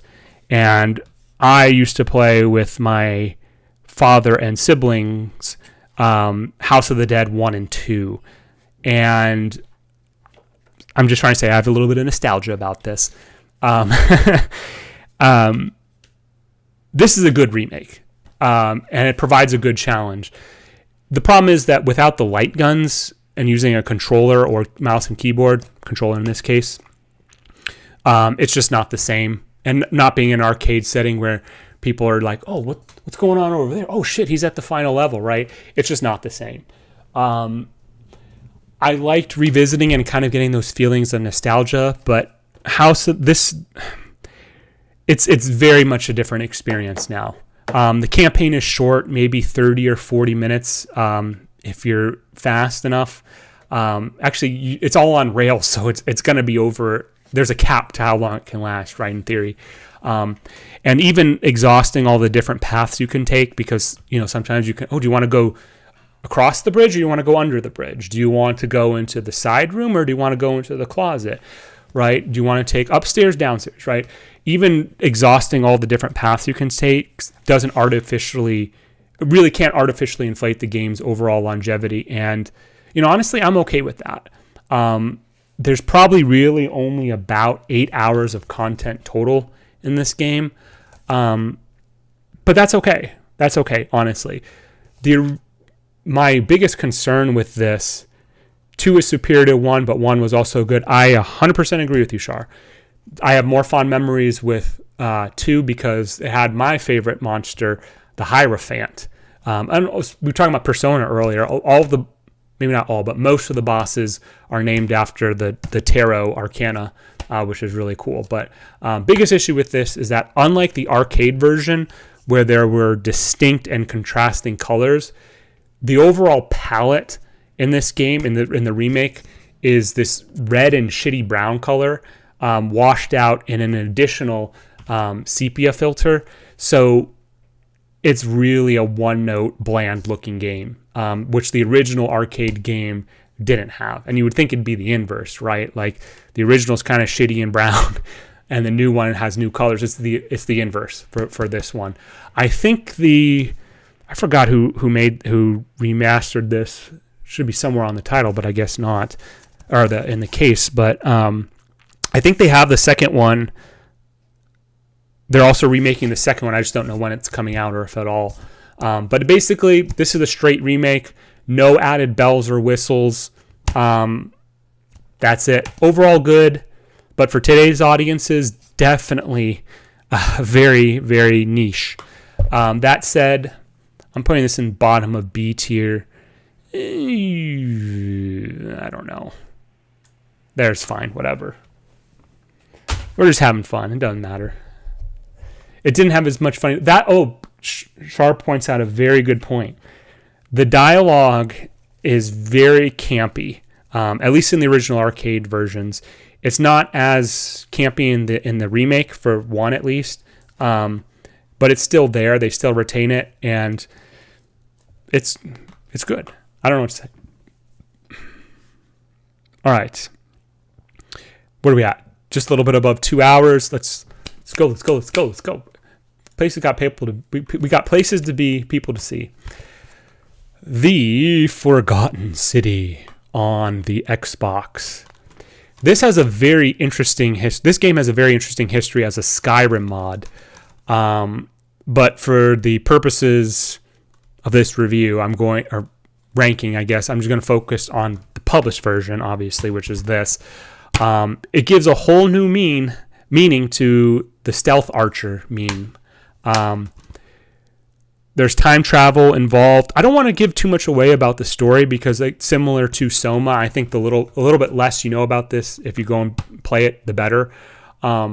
Good use of a time looping mechanic, which I find in games are either hit or miss. For every good game like Majora's Mask or Quantum Break, you have a bad one like 12. Well, not horrible, but not as good, like 12 minutes, or the Life is Strange series, which I haven't played all of them, but it works.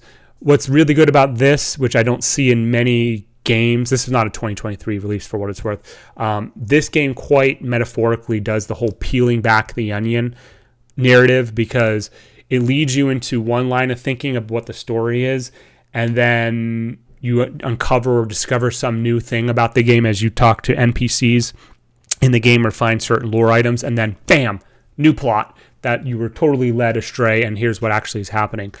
Great pacing, relatedly. This was about 8 to 10 hours, I want to say. Perfectly appropriate for the size of the game. I got this new copy too, no less, still in the shrink wrap for like $17, $18, which is fair, I guess. But, anything that's not full price, I'm going to be like, oh, that's interesting. Biggest complaint about this game at the end of the day, once you see all possible endings and permutations and learn what's really happening behind the scenes within the game world, that's it. That's all the game has to offer, and that's really it. Had some very nice and relaxing ambient music as well, which we may see later, but really, really liked The Forgotten City. 8 to 10 hours, finished that in a weekend or so. Good game. Actually, I finished this when I had COVID, I think. I don't remember. Maybe it was a fever dream, but good game. A tier for me. Not strong as narratively as SOMA, but overall very good. Somewhere in there. A lot of B tiers. Well, yes. I've talked about this in streams past.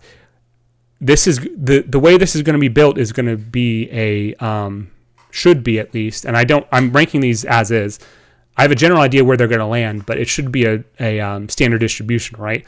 Fewer things on the extremes, on the outskirts, more kind of in this gut of okay-ish, goodish games.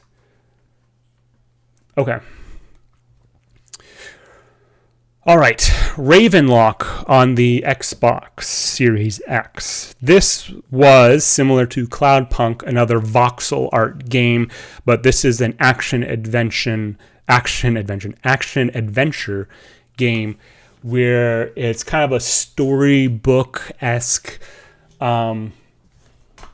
game that it is very similar thematically to Alice in Wonderland. That is good. Some of the character models, oddly, were voxel art. Others were full renders. Others were not. Just really kind of a weird juxtaposition. Not sure what the developers were going for, but hey, whatever.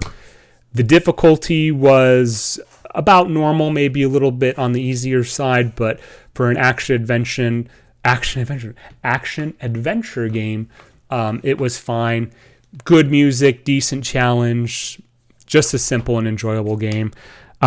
Biggest problem with this one, and you'll start noticing a theme here, this was $25 without Game Pass. This is $25 without Game Pass, and I'm all for supporting small studios, but for about a 5-6 hour experience with effectively zero replayability, that's a lot to ask for. Still, I enjoyed my time, as I like to say. Bottom A. All right. Inbento. Another cute little cat puzzle game that, like Sudocats, is very challenging later on. I forgot what it's... Sudocats is obviously based on Sudoku. I forgot the name of what Inbento cribs its style off of. Let's see if I can do a quick search and figure out what it is. Pattern matching game, I guess. I don't know, but you're sort of a cat family that you have to do, you have to make these sort of patterns. I don't know what else to say. It was for $5. I mean, whatever. Some of the later levels were kind of challenging, but whatever. Not much else to say. Bottom B. Roll the Cat. $5 also. And had a few hours worth of playing it. What else can I... There's a surprising amount of cat games. Absolutely. Well, there's also just a ton more cat games just in general. There aren't as many dog games from what I found. I tried to balance it a little bit with the airport dog game, but, whatever. Roll the Cat, it's not Snake. It's not like Snake. It's like, I don't remember what you call it. Doesn't matter. Nothing else to say. You know what? Whatever. It's fine. I think this is our last cat game. Let me look here. Yeah, it is. Okay, cool. And it's short. Stray. Oh my god. You can tell it's still in the shrink wrap. Because I purchased... Okay, back up.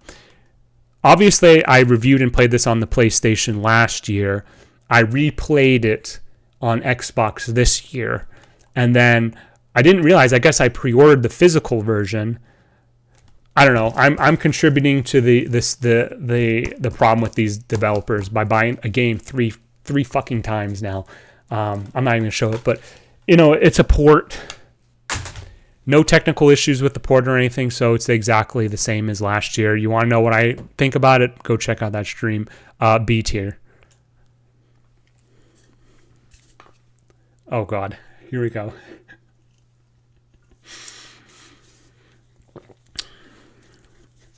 All right. Atlas Fallen, Xbox Series X. Well, I hope you like ads, because this game cannot resist but throw ads at you at any time, regardless if it's a boss fight, whether you're just running out into the semi-open world that it offers. This is a action adventure semi-open world sort of low fantasy, well, not low fantasy.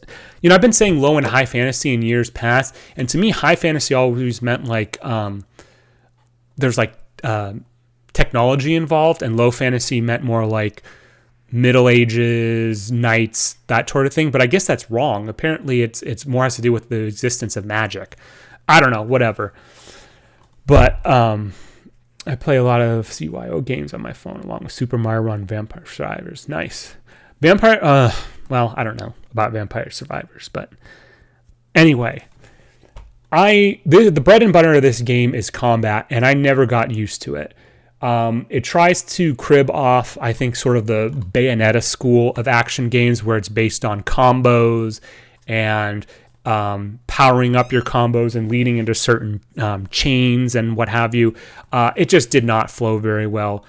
Buggy quests, had at least a few hard crashes on the Xbox Series X, which were partially mitigated by good autosaves, I might add. The enemies, the trash mobs in particular, were very badly designed. Particularly, it's actually on the back cover. I don't know if it's visible from there, but this one particular crab enemy, which was just infuriatingly stupid to try and fight. For an action RPG, the combat was bad, in my opinion, and that's really damning for an action RPG. I also had some very weird problems where as I played through the game, there was a sort of checkerboard pattern on the ground or on the terrain, which I think means there's literally in the game's processing a missing texture. And as I progressed through the game, it fell apart more and more technically. So that was more bugs, more of the visual bugs that I just talked about, crashes, all around just not really fun. You have a side companion NPC in the game who's sort of like almost like Navi from Ocarina of Time. The voice acting was so bad, and it wasn't bad like in a good, funny style. Like it was just piss poor quality. And maybe the VA, the voice actor, was a friend of the developers or something, because I don't know how he got his job, because it was bad. Overall, ultimately, just really frustrating. And I hope there really is no DLC for this, because I do not want to revisit this at all. Weird resource management. You collect flowers and algae and some other weird stuff in the open world. And also essence, which you get from killing enemies. And that's the main upgrade currency. But you're never limited on like the flowers and such. So my question is then, well, why do we have the flowers at all? Just make everything based on the essence. I don't know. The story was so painfully generic. It made you wonder if it was almost on purpose, because it does not try to do any twists. It doesn't try to be deep or anything. And while those aren't necessarily hallmarks of a good story, I just thought this was just showed that the developers, I don't know if it went through development hell or whatever, but just really lacked a lot of like love into this. Honestly, for me, it lost my attention probably like in the first 4 hours of the game. If I wasn't so obstinate about completing my games, usually to full 100% completion, I would have dropped this then. But I will say that a full platinum or 100% run is about 25, 30 hours or so. And so you can imagine how I felt during the other 25-ish hours that it took me to finish this. But I will say that once you do the whole 25, 30 hours and do everything basically possible, it shows you everything the game has to offer. And that's it. And I'm fine with that for some games. And now it can sit untouched on my shelf for forever, basically, or until there's DLC, which, again, like I said, I hope there isn't any. I will say this is like the one sort of game that's in the caliber of 2023 game, one of the 2023 game that's in the caliber of Tears of the Kingdom. That Tears of the Kingdom was like definitely better than, and I can say that emphatically. So Atlas Falls kind of sucks. Actually, it does suck. Okay. Sonic Origins Plus on. Oh, look at that. That's cool. Origins, just like the chroma key just takes out Origins completely. That's kind of cool. Sonic Origins Plus, Xbox. This is just an anthology of Sonic 1, 2, 3, and Knuckles and CD. Is that all of them? I think that's all of them. What can I say? Sonic 1 is a classic, but Green Hill is still to this day deceptive because it's all about Sonic speed, rushing to the right of the screen, just having fun, and then you hit immediately afterwards Marble Zone, and it's just suddenly platforming, route memorization, and honestly, it kind of gets worse from there in, to be honest. CD is fine. I have a little bit of nostalgia with Sonic CD because I did play that when I was younger. CD is fine, but some of those levels are even worse than the worst ones that 1 has to offer. 1 is still a classic, but 2 makes you want to murder Tails because he is such a liability in the special stages when you try to get the Chaos Emeralds, because if he gets hit, you lose your rings. And how you get the Chaos Emeralds is by accumulating X amount of rings per the special stages. So, and all he does is just follow you, but with like a second delay. So if you're about to hit something and you only have a second you do it a second too late without getting hit, well, Tails is going to get hit, and boom, that's how it is. 3 and Knuckles is definitely the best of the bunch because it's the least frustrating. I mean, honestly, with a lot of these older Sonic games, there's some old and bad level design, especially when you hit a checkpoint and you have 0 rings, and then you have to go on a long stretch without them, or worst of all, go up against a boss with 0 rings. I will say good ports overall, or Origins Plus offered good ports overall. Some collectibles to add on for the game itself, if that's your thing. Fine, it's good, it's whatever. I'm putting this B tier. I'll put this right about there. That's where it goes.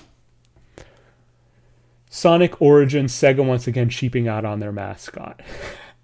I have on my list. I was going to talk about this later, but I want to play Mania. I have it. It's been sitting on my shelf too. I just haven't gotten around to it. And I need to fix this. 1 second. How did that happen?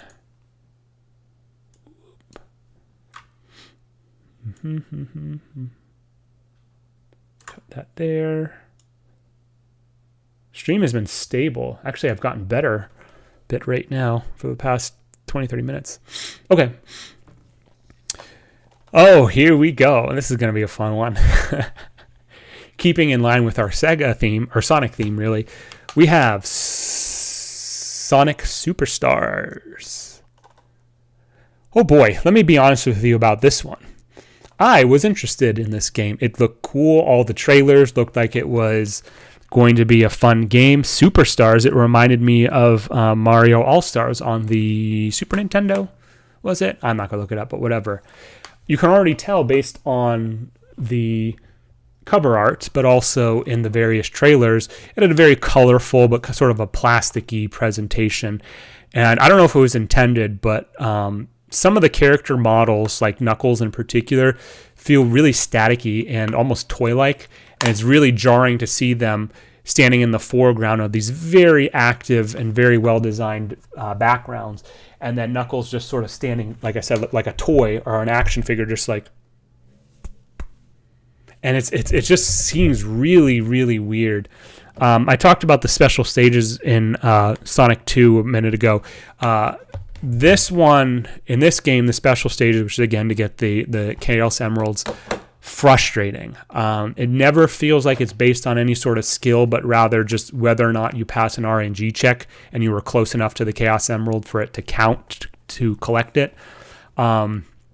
You can't really outrun the Chaos Emeralds because it's a keep away game, and you can't really corner them. So what are you supposed to do? Just hope and pray, I guess. But I don't know. Some of the levels in this were actually very, very creative, but maybe even too creative for their own good. And what I mean by that is when we think of the older Sonic games, like in the ones that are in Origins Plus, traditionally Sonic games have the classic. The classic Sonic games have an upper path, a middle path, and a lower path. And I can't remember, but is it the lower path No, the higher path is the higher difficulty, and then it decreases in difficulty, I think, or whatever. But point is, you have basically 3 traditional paths. Well, in this one, they offer roughly the same thing, and in these modern classic, that's oxymoron. In these modern classic Sonic games, they offer more than those 3 tiers. Sometimes it's 4, 5, 6, and then in addition to that, they branch out to create other paths, usually vertically. And then it just gets hard to figure out where the hell you're supposed to go. Some levels, this isn't really a problem, but others, it's a major problem. And it's not even really like the earlier levels. Some of the later levels, like Sand Sanctuary and Sky Temple, it's really hard to figure out where the fuck you're supposed to go. And in addition to this one, or in this game, they have foreground and background swaps, and both left and right, vertically and horizontal, or left and right's horizontal, but vertically. And it's hard. I don't know where you're supposed to go sometimes. And I don't know what the solution to this is, other than just run right, or I guess for you guys, run right the entire time, or run down to the right the entire time. But this ain't it. And it makes it hard to kind of even speed run some of the later levels, because it's meant to be. It almost takes some of the modern Sonic levels where they're just like 8 to 10 minutes long, and it's just like it needs to end at some point. Higher path is harder to access but quicker to reverse. Yes, thank you. That's right. Thank you, Shar. Another problem with this game is physics. Momentum in this game is just treated very oddly. Sometimes you'll run into an object at full speed, and sometimes your character will just decelerate. Other times they'll bounce back in the opposite direction. And then other times they'll just, I don't know, do whatever the hell they want. It was really hard to get like a solid feel on this. And it's not even like a skill thing. It's just, I think it's not particularly well programmed. And that might be because what this game offered or advertised itself as being a multiplayer aspect. There's couch co-op for this.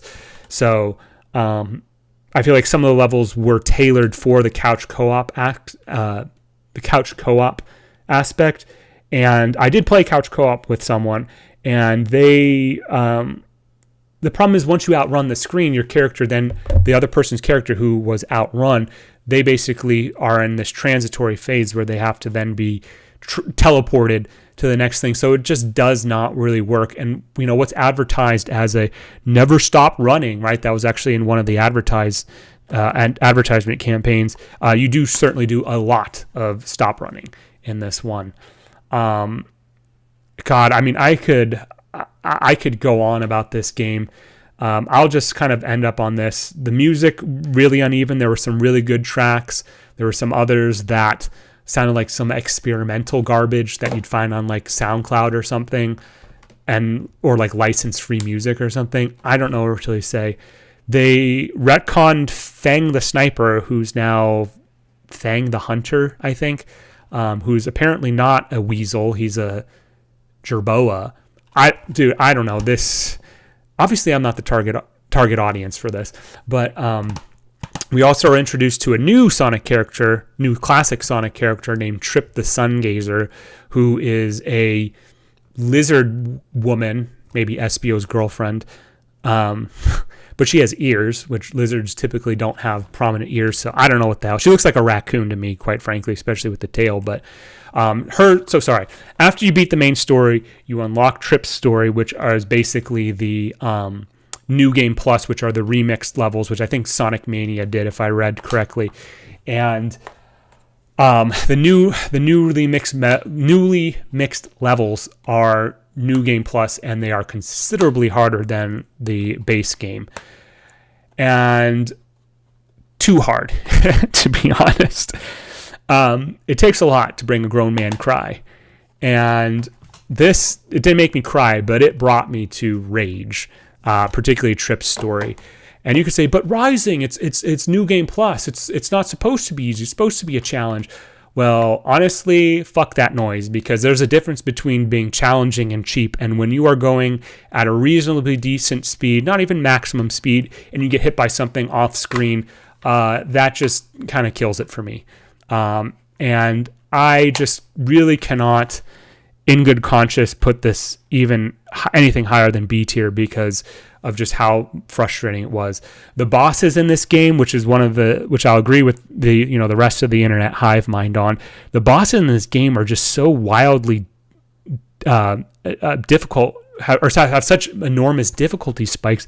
You're wondering what the hell you're thinking. If the target audience for this are 8 to 12-year-old kids, I mean, I struggled with it. And to be honest, I'm a seasoned gamer. I struggled to beat the final 2 bosses in this game. They were hard as fuck.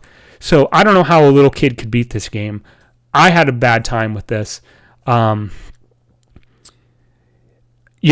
say one other thing too is that with the whole multiplayer thing, I played most of it single player, but I did, like I said, venture a little bit into the multiplayer aspect of it. It's also crazy how when you first play the game, you think all the characters, you start off with Sonic, Tails, Knuckles, Amy, right? You later unlock Trip. And you think when you first start playing, they're all about equal. They all have their pros and their cons. Sonic's really fast, but can't really do a whole much beyond go super fast. Sonic fast. Hey, Amy has a double jump, which is really overpowered in my opinion. Knuckles has a glide thing, whatever. But when you actually then start trying to finish the game and trying to see which character is going to help you best accomplish that goal, some characters are like way better than others. Unfortunately, Knuckles is like the absolute worst. My boy, look how they massacred my boy. Knuckles is the absolute worst. His glide is not very good. I don't know how actually fast they are, but the glide sucks. Amy's double jump, which gives her a little bit of protection, and is like sort of like a attack as well, is really, really good. And then Trip comes along and takes Knuckles' wall climbing and Amy's double jump ability. And so there's no reason why you would ever pick, if you're looking from a straight non-character or pragmatic thing, there's no reason why you would ever pick Knuckles or Amy over Trip, because Trip basically trivializes or subsumes Knuckles and Amy. Tails is honestly probably the best of all of them, because he can fly and bypass all the different bullshit that the game throws at you. I don't know. Oh, another thing about the bosses that was really annoying was, oh my god, it's basically wait, opportunity attack, wait, dodge, wait, dodge, attack. And I know that a lot of the older games had that as well, but it is so aggrandized in this version. It was just, I really went in wanting to like Sonic Superstars, and I had some fun in the first couple hours, but once Trip's story rolled around and then the final boss showed up, oh my god. I really want to punish this and toss this into D tier, but I'm going to be fair and put it into very bottom of C. I don't recommend Sonic Superstars, by the way. It's not even like, I saw an article a week or two ago that I guess Sega or whomever is partnering with some sort of hospital organization. It's not like St. Jude's, but it's something like that. And they're planning on bringing Sonic Superstars into Children's Hospital. And I'm like, oh, great. The last thing these kids need, who are probably struggling to survive, is that game. Jesus. Anyway. All right. Yes, exactly. Char says old games bosses were pretty quick. Absolutely. Some were pretty quick. And this game, some of them were like 30 seconds long, which is a little short, but hey, whatever. Some of the other ones, I think the final boss, the penultimate boss, the Fang Mecha, I think I spent like 5 or 6 hours on it, because there's no checkpoints in between the phases. So if it takes about 10 minutes to get through the first phase and then another 10-15 minutes to do the second phase, you screw up in the second phase, you're doing another 20 minutes, bud. That's it. And like I said, just not good design. So that's where that's going. All right, Unpacking. Like some of the cat games, this is a nice little chill little game. Nice little basic story about growing up. Biggest issue was with the pixel art. It's sometimes hard to figure out what the hell you're supposed to be putting where. You're basically quite literally moving into a house or an apartment or whatever. You have these boxes that are filled with different items, and then you get to put the items wherever you want. Some of the items are limited on where you can put them based on their size or dimensions, but otherwise you're given sort of free reign on what you get to put. But like I said, the pixel art's, I mean, okay, this is clearly a guitar. Oh, this is clearly a hat. This is a sombrero. This is a pencil, whatever. But some of the things you are like, what the hell is that? I think they were meant to be like different games, different generations of games. Like there's, I think, actually quite literally like what looks like a GameCube game, and then one that looks like a Genesis game, or like a Genesis case or cartridge. But it's really hard to figure out sometimes. But it's a chill little game, relaxing. It was $20 though, which even or without Game Pass, too much. So I'd say that it's repetitive, because of the fact that you're basically doing the same thing over a couple hours. But it's really inoffensive otherwise. I'll put this somewhere here, bottom B, whatever. It's fine. Give them some Yakuza games, yeah. Which I've been meaning to play, by the way. But okay, we have F.I.S.T. Forged in Shadow Torch. This is basically Mutant Year Zero, which I reviewed last year, but Metroidvania. So this time we're given a bunch of mutant animals with, they're not furries, but they're, anthropomorphic. And this is, you play as a hare or a rabbit who has a giant mechanized hand that becomes a drill and something else later. I can't remember what. But I'm always a sucker for Metroidvanias. I've said it before and I'll say it again, and I'm always partial to them. This one was $30, and I had about 20 hours of experience with it, so that's about average if you think about it. I want to say this was originally released a couple years ago on PlayStation exclusively, and it only just recently came to Xbox this year.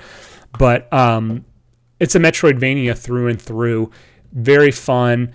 It was interesting that this game's equivalent of the Metroid Space Jump, which is usually like a mid-ish tier upgrade in most of the Metroid games. It was one of the earliest upgrades in this game, and you don't usually see that, which I thought was, having played all the Metroid games, I'm like, okay, you're going to give access that, because obviously the more you can traverse, the more you can unlock mostly, or at least travel through. The game had a very rare but wonderful decency to heal you after major encounters or boss fights, which is a godsend in Metroidvania games usually. And so that was really good. It actually had a decent stealth segment that didn't feel like it was too ham-fisted in there. Biggest problem, there was no mini-map, which in a Metroid... Well, there was a map, but there was no mini-map, so you couldn't follow along in one of the corners, which for a Metroidvania I think is almost mandatory, especially with the amount of different paths that you can take. But the map was pretty good. The problem is you had to pause the game or access it indirectly. There was also a swimming sequence which ran on for a little bit long, but I can't say was actually bad. Usually, I don't really like particularly when games force certain sequences on the player, but both the stealth and the swimming turned out to be okay. It had overall kind of like that metal-y, dark, shadowy thing going on in terms of like the environments that the character would traverse through. So sometimes it's hard to figure out what the hell was going on screen, because you have multiple explosions. Your character took up a very small part of the screen. You had, a dozen enemies firing at you. So sometimes it's hard to figure out where the hell your character is and what you're supposed to do. So too much shit happening on screen at any given time. Juan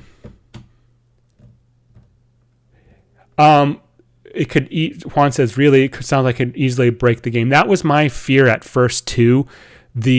As what I recall with that game is that, or with F.I.S.T, is that they still do the same thing with that Metroid does. Instead of doing different beams to unlock certain doors, they have different upgrades to the hammer and the drill that inhibit your progress. What is this? Claymore RPGs. Let's see what this F.I.S.T. There's a movie called F.I.S.T. too, I think. Doesn't it have Stallone in it? Let me see here. Yeah, Stallone. I've never seen it, but I remember and it's an acronym too. Federation of Interstate Truckers. Interesting. I'm looking at what Char sent here. No. Yeah, this like almost like a strategy game? Maybe. Tabletop RPG. Yeah, no, this is this F.I.S.T. that I've played is definitely a Metroidvania. Last thing I'll say, talk about the game in this one. The story was fine for a Metroidvania. There was some weird tonal shifts in the story that that I think the story developers or storyboard people tried to make that just didn't land. Certain characters die that are just like, okay, didn't really feel much for that character because they only had a couple minutes of screen time at most. And on that note, the game, quite literally, the story ends on no resolution. It's a brief cutscene, I think maybe 2.5 minutes long. And then you are immediately tossed into the post game where you can basically just do free roam if you want. I don't know what else to say. I think it was, for a Metroidvania game, very playable, very good. Not the best Metroidvania I've ever played, but I will say that for the time I played it, good. So I'm putting this in A tier. That's fine. Sure. I'd rather play F.I.S.T. again over Plague Tale, but oh god, I'm not going to get into the nuance, like really, this is got to go above here or whatever. It's just not going to happen. All right, the next one is really just for fun. This is Dishonored 3 on the Xbox 360, specifically the Dunwall City Trials that I had some time between the next game, Starfield, where I didn't really have anything to do. The Xbox 360 marketplace is going defunct in June or July, which means that any DLCs and such that you didn't get on the 360 will be forever gone. So one thing that I'm actually going to be doing as I get into 2024, so tomorrow, I'm going to go back and revisit some of the older 360 games that I didn't finish off, or the DLCs I didn't go to, and just play them grab them before they're gone, quite frankly. And so Dishonored was my first on the list, and the Dunwall Cities Trials, just absolutely infuriating. I don't really want to get much into it because, Dishonored was a story-based game that obviously heavily cribs off of Thief, or the Thief series, I should say. And unlike the story DLCs in Dishonored, which were fantastic, some of the best DLC I think there is to offer, the city trials are very much based on mechanics of the game, which don't play very well and certainly have not aged at all. So this was another rage inducer. There were probably like 5 or 6 trials that I hadn't completed out of like the 18 or 20 that were originally released over 10 years ago. And I ended up finishing them, thank God. But man, I'll tell you, there were some long, angry nights I had with this. So I'm putting this in not eligible, but too old, too obscure, but kind of a sign of things to come in 2024. So, yeah. Okay, here we go. How are we on time? Just about 2:40, and I got... Okay, we're going okay. I'm going to try to wrap this up here in the next 20, 30 minutes. Try to. I didn't say succeed, try to. All right, here we go. Welcome to the Starfield. Starfield on Xbox Series X. I will say I do like this steelbook case. It's pretty simple, pretty nice. Now, should I have bought this? No. But here we are. Starfield's been a divisive game. That much is obvious. It's definitely not Bethesda's best product they've ever produced, and that's for sure. Can I bring myself to fully hate the game? No. But it is not very good.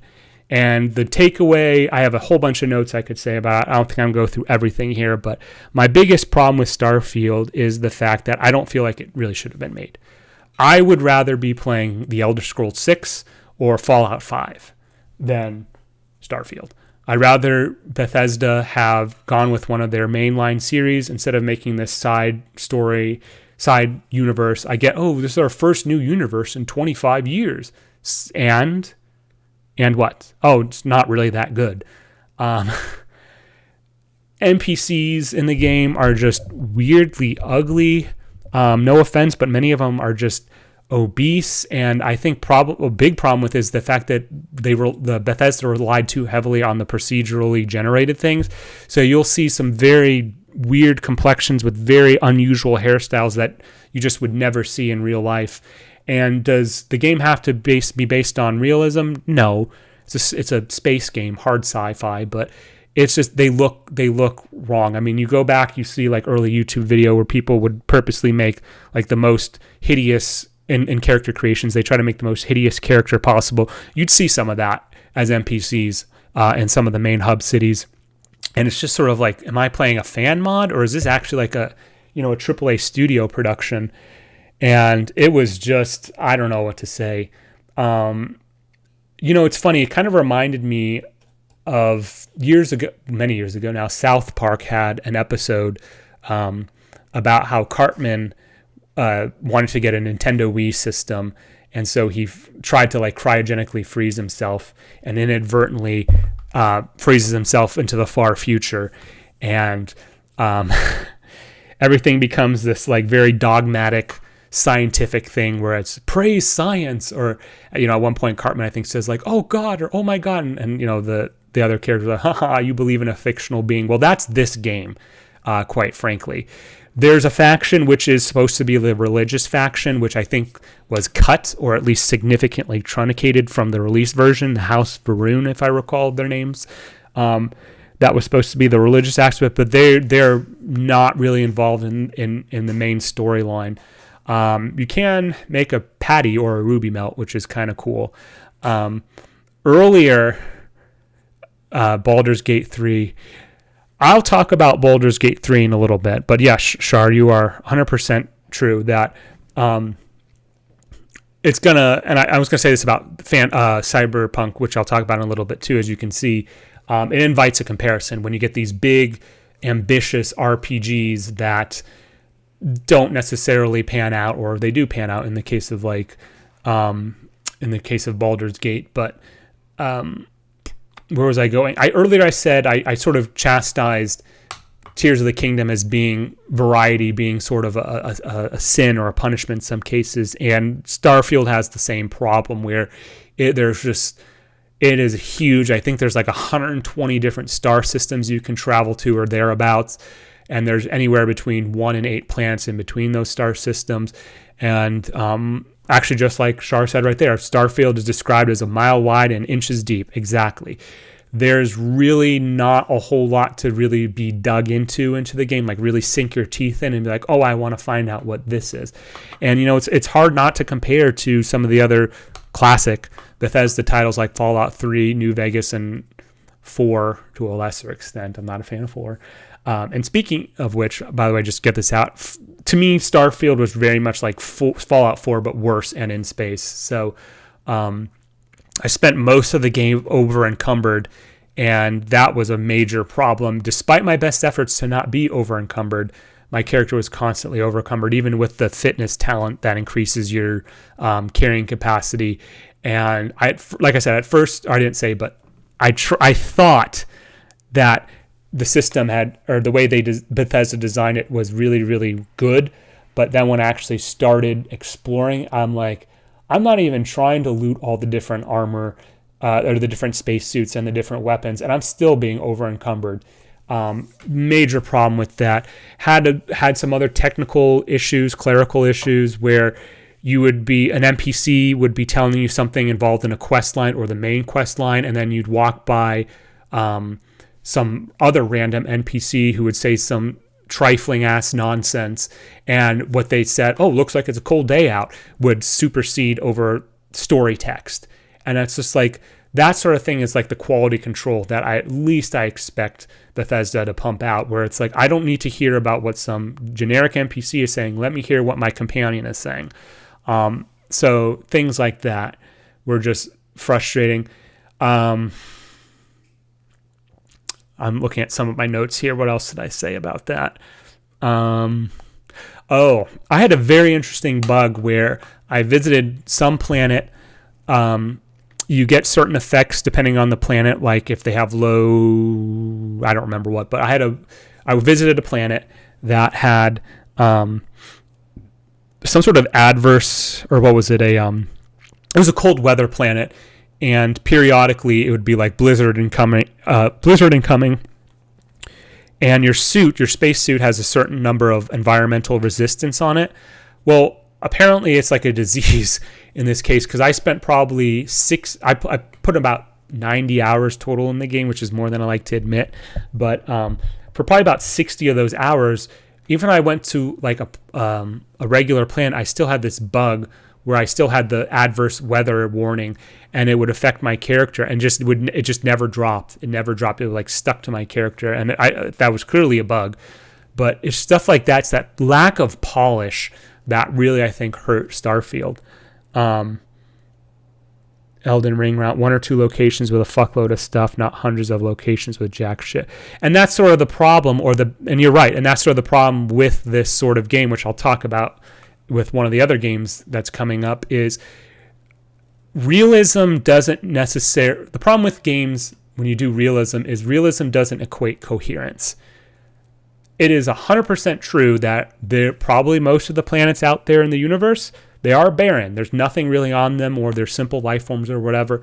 That's true. That's reality. The problem is that coherently, do I really want to explore that as a player? And the answer is mostly no.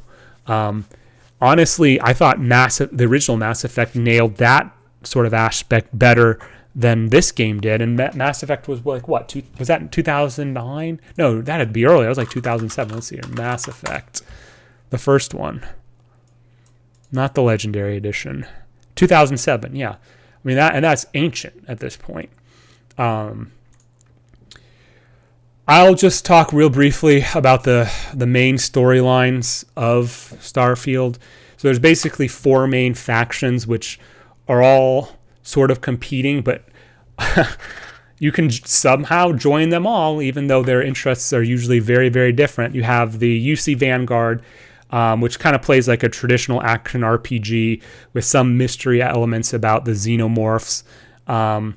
Very standard. You have the Crimson Fleet, which is the pirate faction, which plays second fiddle to the UC Vanguard faction, and you sort of play as like a double agent working for the UC Vanguard to infiltrate the Crimson Fleet to destroy them from the inside out. Of course, in the final battle, you can choose to side with the pirates over the Vanguard. There's really not much to say. It's almost just like NCR versus Kaiser's Legion. So, different levels of moral gray morality, but it doesn't matter at the end of the day. Who was the third one? What were they called? The Rangers. The hell were they called? Let me look at my notes. Freestar Rangers. Yes, the Freestar Rangers. The Freestar Rangers is Bethesda's attempt at kind of doing the space cowboy shit and having them be on like a frontier town and having like space revolvers and shit. But the problem with that, it starts off very strong, by the way. It is very kind of cool. The problem is that it devolves into the sort of, actually, you go through this whole storyline of like who's murdering or trying to get people, these settlers off their land, and it just turns out to be the evil corporate CEO in the end. It's like, oh, that hasn't been done before. Great. And then the last one is Ryujin Industries, which actually, interestingly, was sort of Bethesda's attempt in Starfield to do like a cyberpunk storyline, because the company, the Ryujin Industries company, is big on like not mods, what do they call, or augments for like the brain and stuff, which improve like thinking and mental capacity and stuff like that. I actually thought that was one of the better storylines of the 4. The problem with that is you better hope that you are not doing it with a companion, because expressing any sort of, not even like overwhelmingly positive, but even lukewarm response to any of the corporate members gets you the capitalism evil thing. And it's just like, regardless if that statement is true or not, you are my companion. You are here to help me. I don't need you to ruin ruin what I'm doing here. I'm doing this because this is one of the main draws of the game, which is the one of the main factions.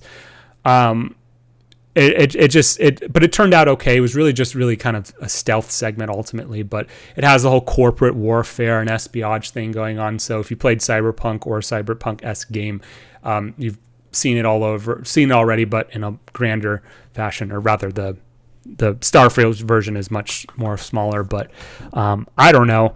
Starfield just exists. I mean, will people be playing and talking about it in like 10 years? I don't think so.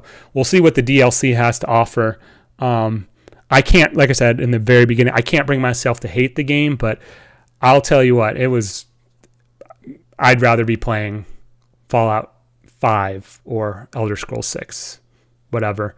Really some bad loading screens too. To fast travel between the planets and the sectors, you have to go through constant loading screens. Just really weird technically, not super well put together. In a word to describe Starfield, I'd say it's tedious. And then as Shar said earlier, in a phrase to describe Starfield, I'd say it's clearly a excuse me, quantity over quality. Need a little bit more polish. Not horrible. Really standard Bethesda fare. Wanted more. It's going in B tier. I'll probably put it somewhere here. I mean, it's whatever. These are such short games. It's hard to really compare because I put, like I said, almost 90 hours into this shit, which I regret a little bit. But you know what? I'll put it right there. Whatever. Not really worth playing, but I can't say it was the worst time spent. So, all right, how many is that? 2, 4, 6, 8, 11? Is that 2, 4, 6, 8, 10, 11? 11. All right, cool. We are getting to the end here, finally. Oh, geez. Cheers. Happy New Year.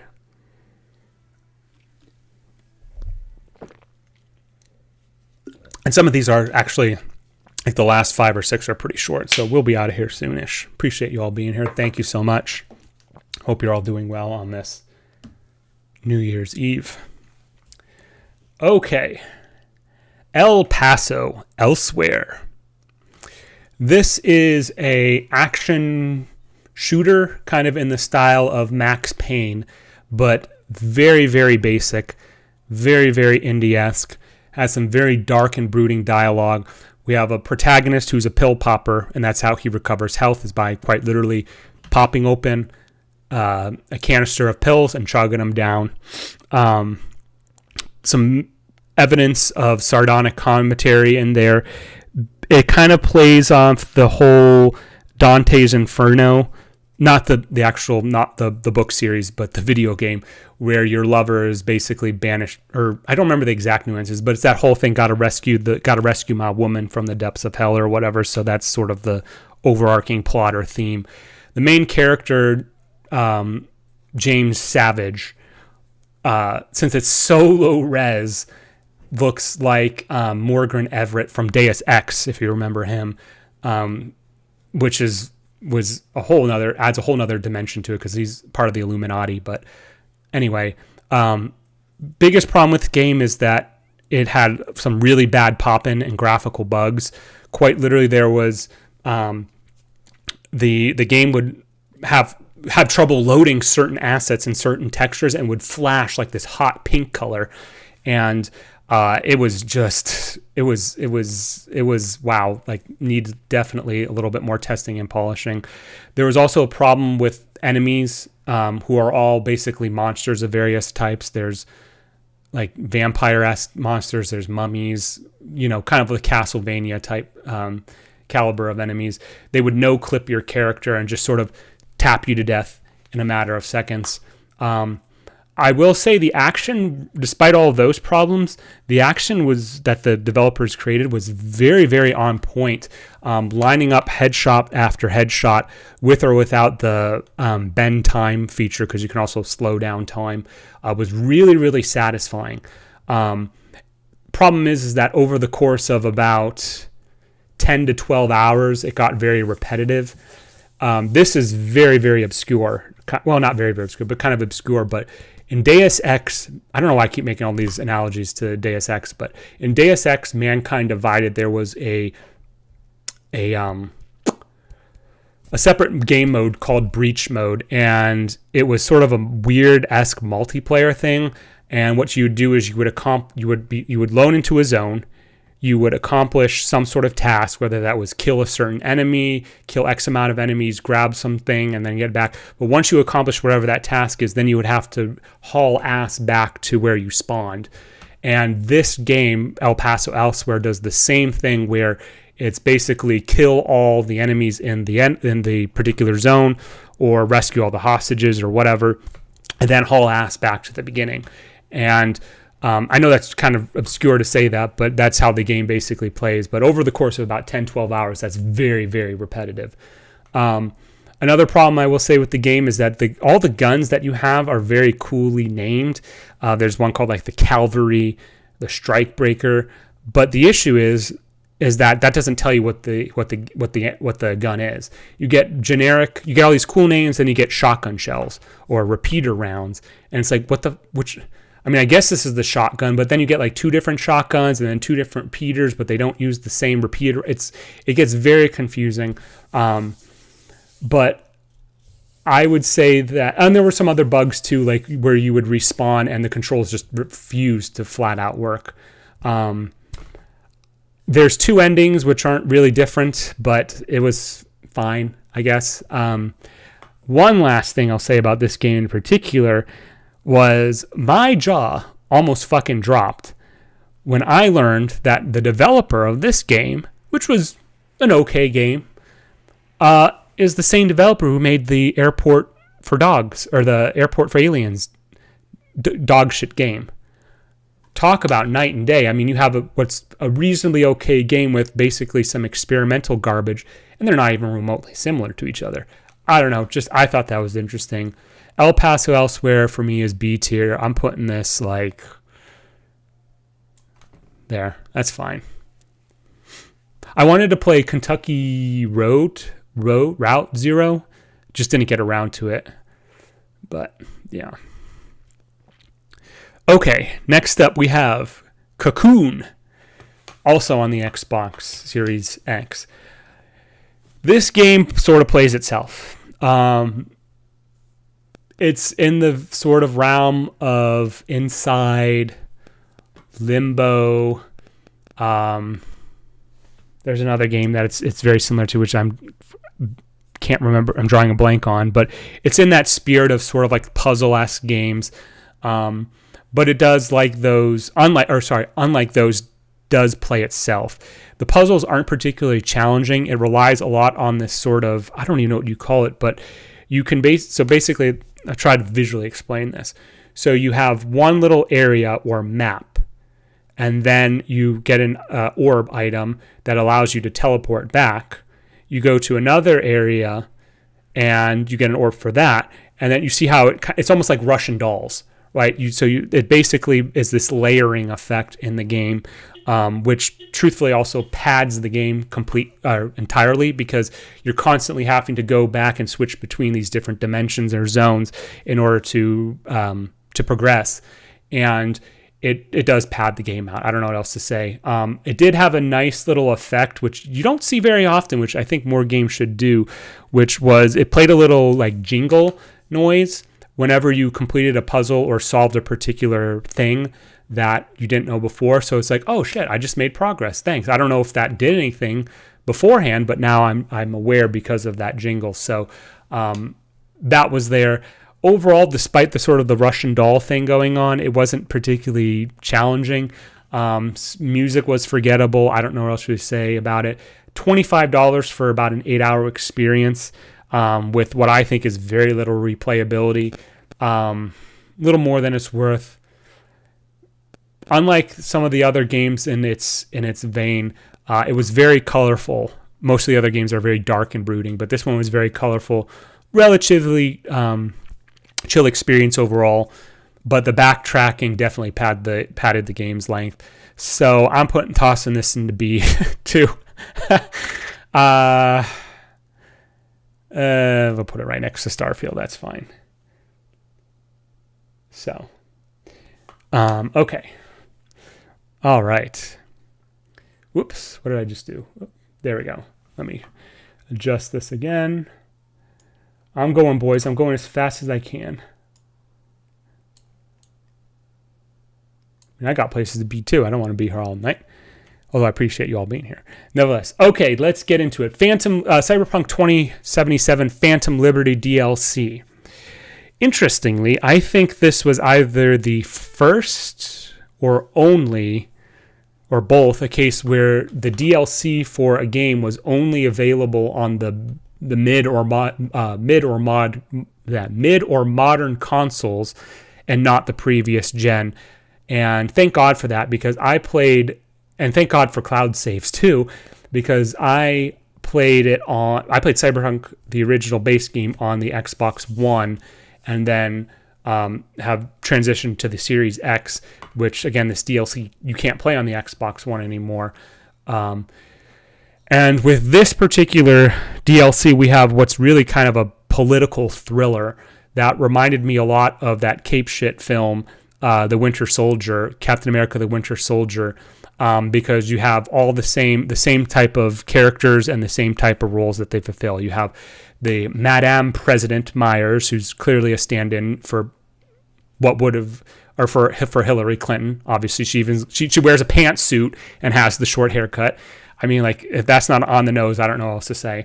Who does the whole boss bitch thing, which kind of falls flat, but nevertheless. But you also then have Idris Elba, who plays, the character's name? Solomon Reed, who's kind of like her he's a sleeper agent, but he becomes like her second-hand man. And you sort of go through this very politically charged, and I don't mean that, sorry, I shouldn't say politically charged, but you go through this like political thriller of like, which side should I side with ultimately? And when none of the sides are very endearing or have some major problem with each of them, that really prevents me from like wholeheartedly adopting their beliefs or whatever. So it does offer sort of that kind of like almost realist sort of way where it's like, shit, I don't really like this political party, but they are mostly aligned with my beliefs, but I don't really believe this. So you kind of are forced into that, or railroaded really into that certain thing. And I think it actually does it pretty well. I said in one of the previous streams, I think it might have been the review from two years ago now, Cyberpunk 2077, I didn't have as many problems as other people had. I had a few hard crashes, I think, and some weird, some standard bugs like, NPCs being in their T poses. But I thought Cyberpunk was okay, very okay, not bad, but okay. And this game, or this DLC rather, expands upon it a lot and fixes a lot of the technical aspects of the game. It doesn't fix the actual story or narrative problem, which is probably the biggest problem lingering with Cyberpunk. But I don't know what to say. I don't necessarily think... I noticed that when this DLC was released, that there were a lot of game outlets, game journalist websites that were saying, "Oh, Cyberpunk is back." CDPR really No Man's Skied it. Cyberpunk is ready, and I don't know if I can really agree with that. But the DLC was really, really solid overall. Some problems for taking place in the future. When I see characters say what I think is really dumb modern parlance, like amazeballs and it's a nothing burger, and I think it's both the Keanu Reeves character, Johnny Silverhand, who says both of those. It's like, where'd my immersion go, bro? Because it's just like, come on, nothing burger, amazeballs, like that's like Borderlands shit, which Borderlands is an entirely different sort of vibe and atmosphere, which you shouldn't have in Cyberpunk. Cyberpunk should be a little bit more dystopian and kind of depressive, not kind of like happy-go-lucky woohoo stuff going on, but that's my personal thing. I talked about Persona 5 way earlier, obviously. The voice actor for the female V, who is the main character that you play, is the same as Makoto in Persona 5. And so it was very hard, having played Persona 5 a couple months earlier and then going back to the Cyberpunk DLC, and just not hearing Makoto talk the entire time, because Makoto in Persona 5 is very much the sort of like uptight, hoity-toity school president, and where V, depending on which life path you choose at the beginning of the game, is meant to really be the street kid or whatever. I chose the corporal route, classic, but it was really hard to believe, and the voice acting was just I just don't think she did a very good job as V, both in the vanilla game and the DLC. This is going back to the vanilla DLC, but I have burned into my brain. There's this one scene where you're talking with basically a pimp, I think. And I forgive me, by the way, if I forget like the nuances or the specific details for a lot of this stuff. It's been a while. But you talk to this pimp, and you're trying to get information from one of his courtesans, we'll say, and you accuse him. This is what she said. She's something like, "When Evelyn needed help, you raped her," and it's like serious subject matter. It's actually something that is valuable, but the delivery is just so wrong. Like, people don't talk like that in real life, and so it's very jarring to have these uneven performances between like what should be serious subject matter and then just sort of like whatever. So I've been talking so much about the base game, but let me get back to the DLC itself. My biggest problem with this DLC is this. In my very cynical nature, this was released either exactly at the same time or right around the 2.0 changes for the base game were released. The 2.0 changes were free. The DLC was paid. Most people are not going to be really paying attention to they should, but they're not going to be paying attention to that nuance. So they're going to drop $30 for the DLC when they don't need to. And to me, it feels like it was a very subtle but sort of deceitful way for CDPR to recoup some of the losses that they had financially for Cyberpunk, the original base game, with all the fiasco that happened with it, good or bad. That's my problem. It's hard to not think of it as a fee to recoup the lost launches, and just basically buying the game over again. I have a couple notes here that I should get to. I wrote them down. It might be here. I talked about Idris Elba as Solomon Reed. He's sort of like the sleeper agent who's very principled, and although has obviously very personal concerns about what his former employer, the federal government, or lack thereof, or whatever, the stand-in for the federal government was doing. I don't remember the specifics, but he'll still do it because that's what he is. He is a man. He is a man who with a job to a fault. And depending on which ending you choose, he can either basically end up like a broken man who lost everything, or a man who has, I made the right choices, but at significant personal cost. So I think in comparison to the base game, which I think had more of an optimistic view, depending on the ending, this one was definitely more of sort of had the sardonic commentary of like it's a little blasé, but all sides are evil, or all sides are not perfect, right? And so I'm okay with that. I'm okay with that overall. Sound effects and dialogue were fine. Oh, I did have one interesting bug. At one point, there's a side mission or side gig where you infiltrate a bar, a dance club, for whatever reason. And for whatever reason, the background music just went out. It just completely went out. Sound effects were fine.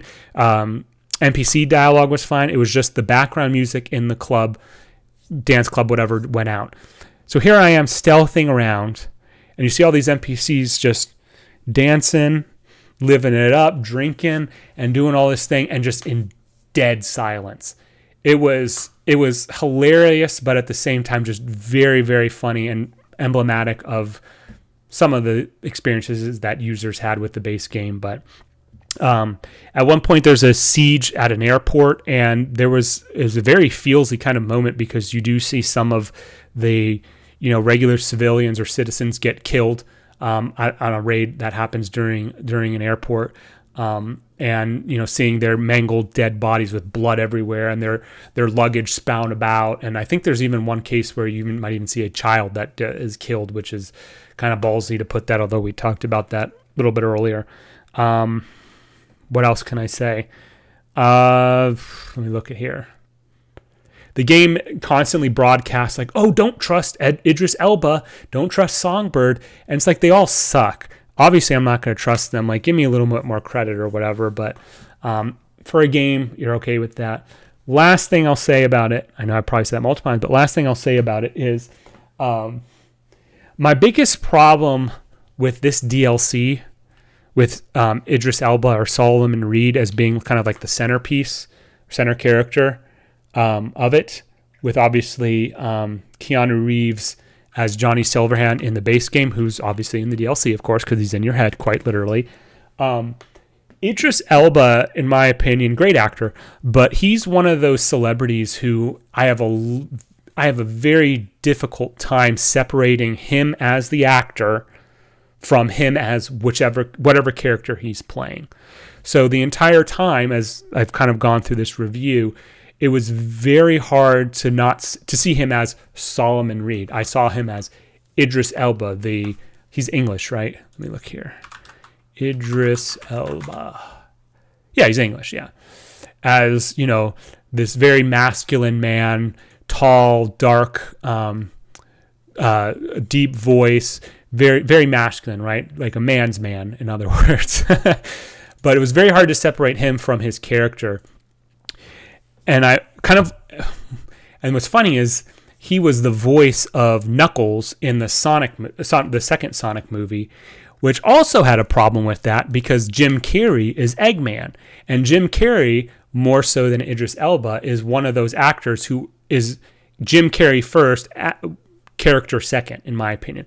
To me, it wasn't Jim Carrey as Eggman. It was Eggman as Jim Carrey, basically.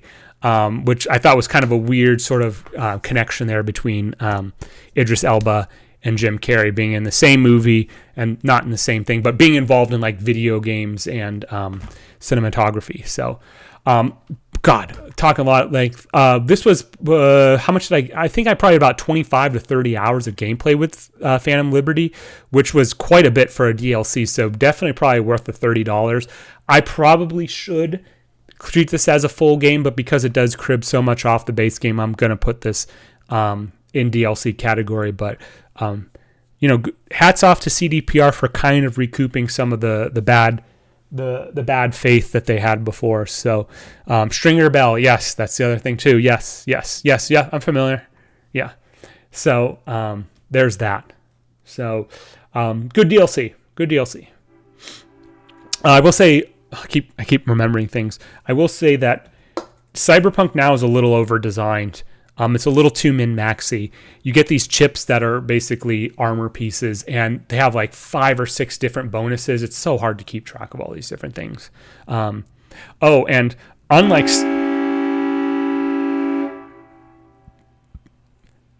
We have a train outside, apparently. I don't know if you all heard that.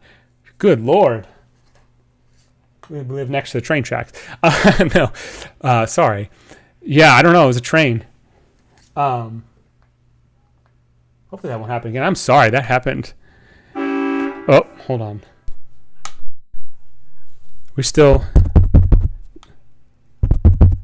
Hey, tell them to knock it out of there. I'm sorry. I didn't say that. I apologize. I was not expecting that. It's not even midnight. What are people freaking out about? It's not even close. God. I think I just by muting myself, I messed up the audio. Can you hear me? Am I back? Am I muted still?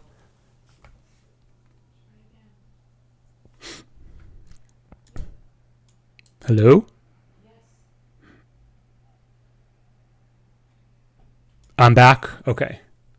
Cool. Seems so minor now. Cyberpunk handles inventory way better than Starfield did. You can loot so much different stuff and not worry about over encumbrance at all. So that's it. Boom. Cyberpunk. We're done. Okay. What do we have? What's that? Oh, Frog Detective. The entire mystery? The whole mystery? I can't remember. Basic mystery game. Very simple. Made by really a small... Thank you so much, guys, for confirming. I apologize for that. That was totally unpredictable, though. Or I don't know what's going on. Anyway, there was some humorous dialogue in the Frog Detective, but it sort of drags on, and it became inane and relied too heavily on sort of the non sequitur humor that, again, I mentioned I don't really like. Especially, there's 3 cases that you have to follow, 1, 2, and 3. So, oh my goodness. The thing is, there's like no easy way to mute this. Oh, there it is. Okay, there we go. I apologize. Shut the fuck up. We're streaming here. What can I say about, what was I talking about? Frog Detective? Oh, Frog Detective, right. It features 3 cases where you quite literally are a frog, and you have to solve these very obviously over-the-top scenarios that don't really mean anything. They're really kind of pointless. There's no ill will. There's no malice or anything involved. Like, oh, who ruined the birthday cake or something like that. Some nice jazz BGM to kind of set the stage. You've, as the Frog Detective, are interviewing people and finding clues. Very, very basic. Clearly like a indie studio made this. Without Game Pass, it was like $20 for 4 to 5 hours with very minimal gameplay variation and not much replayability either. So it has bad value, but I didn't really hate it overall. Very chill game otherwise. Oddly enough, I kept seeing in like all the intro scenes Super Hot mentioned.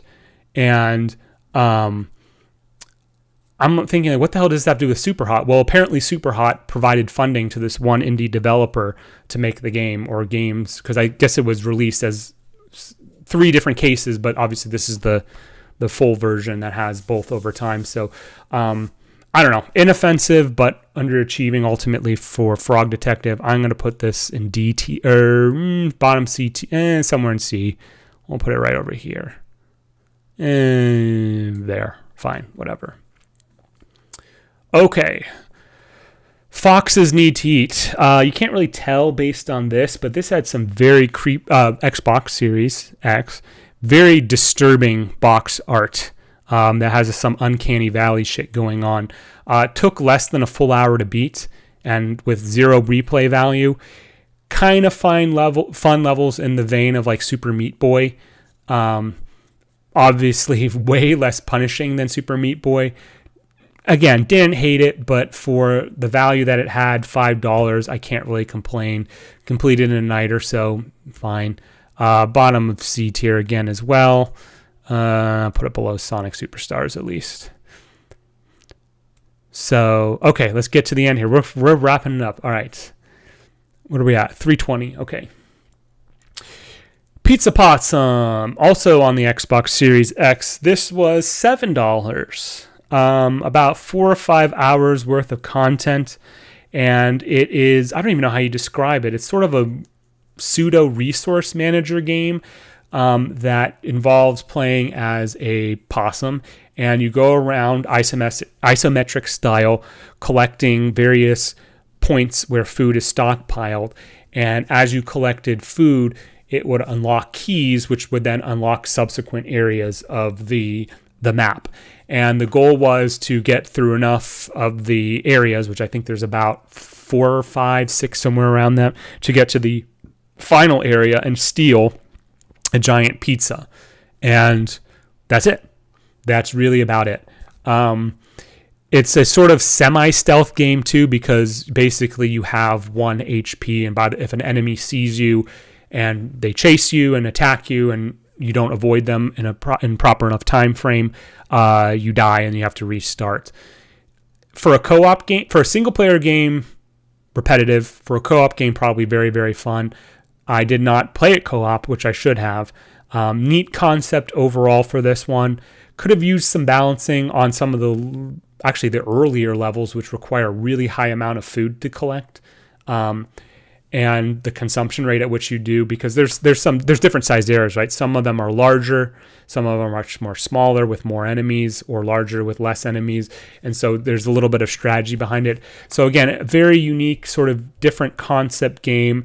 Liked it. Hard to hate it, but really would have liked a little bit more diversity, or to see more maps, because there's just one map and that's it. One map and that's it. Again, probably would be fun to play co-op, and the co-op character is a raccoon, I think. So I'm putting this is like a solid B game for me. I'll put it like right next to Cocoon. Boom. Okay. All right. I hope that I can get done here in, how many I got? I got 5 left. 1, 2, 3, 4, 5.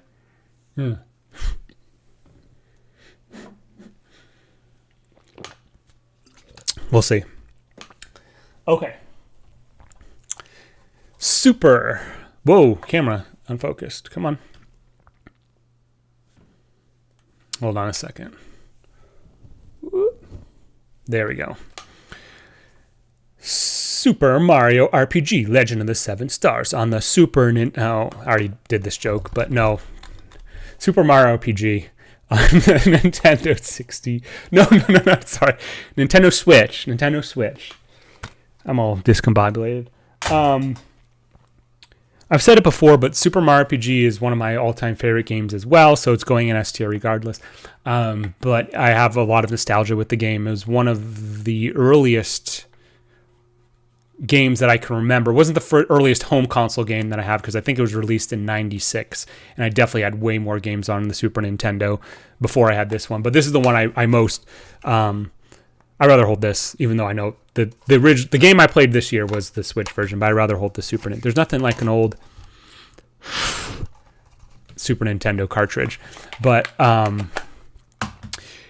the remake itself was very faithful to the original source material, and there were a couple new features, namely the what do you call it, like the combined attack, the special attack, which made the game considerably considerably more easier and more accessible for modern audiences. Fast travel, they added a fast travel mechanic, which wasn't in the original, which is a very welcome addition, because trying to traverse through the map, which is reasonably large by 1996 standards, is very, very important. I loved. You know what? I don't know. I keep bringing. It's too far away. I can't get it. The Switch copy, but whenever a character levels up in this game, the new version, the remake, they do a little dance on a stage, and it's like the most basic sort of, core dancing dance with the obliques that you can possibly think of, but it is super endearing. Really, really liked it. On the other hand, I did not like the new mixed music, except for the Goodbye Gino end credits theme, which plays at the very end of the game, which has a wonderful string section. But I didn't like any of the new mixes in the new game. But luckily, Nintendo had the decency to toggle that off. You can go back to the Super Nintendo game. Now, it's very weird to hear these, 16? No, 32. Oh, God. 16. It was 16. I was right the first time. To question myself. But to hear 16-bit tracks on a modern game, but hey, that's what it is. Some other weird changes here and there. They renamed a couple of the abilities and some of the characters. Mallow's psychopath ability was renamed to Thought Peak, which I guess they're trying to protect like the whole mental health thing by not calling it psychopath, but Thought Peak sounds weird to me. Mac the Knife, which by the way was my first introduction to actually Bobby Darin's Mac the Knife track, was renamed to like Clay Morton, if I recall correctly. I don't know. That was just a weird change that I don't think was necessary. Yari is Yari. I remember from Evangelion when Asuka gets the Lance of Longinus thrown at her. She goes, Yari no, or Longinus no Yari, which is lance or spear. Lance or spear is what Yari. So I can understand changing from like Yaridovich to Spirovich because that's just a translation thing, which sort of makes sense. But like weird other ones like Mega Drain to Fire, like those are sort of the changes that I don't think really had to be necessary. I would have liked a hard mode. I'm a grown ass man now. I'm not my 5, 6, 7-year-old self where I this what I think is a 15, 20 hour game. I think is some massive, expansive, huge game that you can invest dozens, hundreds of hours into. It's like, holy shit, this was over just as about as started, but just about as quick as I started it. One of the few games that it actually advantages you as the player to talk to NPCs because periodically they'll just reward you with a good item for no reason other for just talking to them, which I think is always a little fun little bonus in RPGs especially. Probably one of the weaker components in the game, which is problem with the source material too, is just I think the end game kind of sucks a little bit. The Bowser's Keep section where you have 4 nondescript door or 6 nondescript doors, and there's like there 2 of them are puzzle, 2 of them are combat, and 2 of them are like platforming sections or something. Like that's not fun to do in the end game. It just really isn't. I really would, at that point you're probably max level or very near max level. Just give me some combat. Just give me some combat. I don't need to do platforming sections because they probably suck and they are not great in an isometric game. But with that said, the game is going to take you to level 30, which is the max level, come hell or high water in the weapon world or factory, with or without the XP booster, I might add. What else can I say? So with this remake, you're probably asking yourself, is it just a remake? Is there anything new? There are a few post-game bosses. I think there's about 5 or 6 of them, or super bosses, that you can tackle or attempt to tackle during the post-game after you beat the final boss, Smithy. And they're really just gimmicky. There's not much else to say about them. They're just pure gimmicks. You have to figure out, one of them is just basically immune to everything but one thing at any given time, and then it switches. First phase, it'll be immune to everything but fire, and then once you exploit that, it'll switch over, and then it'll be only immune to electricity or whatever. Like, those are really gimmicky or attack only this one part of the end. Like, I'm just basically saying the same thing over and over again, but just pure gimmick. And once you figure out what the gimmick or the puzzle basically is, they cease to be a challenge. QLEX has a second form, a 3D form, which I think took me like a solid 35 minutes to beat and was actually challenging. In conclusion, I'll say, and I alluded to this earlier when I was talking about Metroid Prime, like Metroid Prime and many of the sort of like pre-2000s and earlier Nintendo games, they're in that beautiful sweet spot of like 15 to 20 hours for like a full experience. More or less, depending on your familiarity with the game. Obviously, if you're very familiar with the game, you can almost speed run it essentially. But 15 to 20 hours, I still maintain is like a perfect sweet spot for pretty much all story-based games because it doesn't overstay its welcome, but it provides you enough that you don't feel like things are rushed. So, Super Mario RPG at the end of the day is a traditional RPG, JRPG really.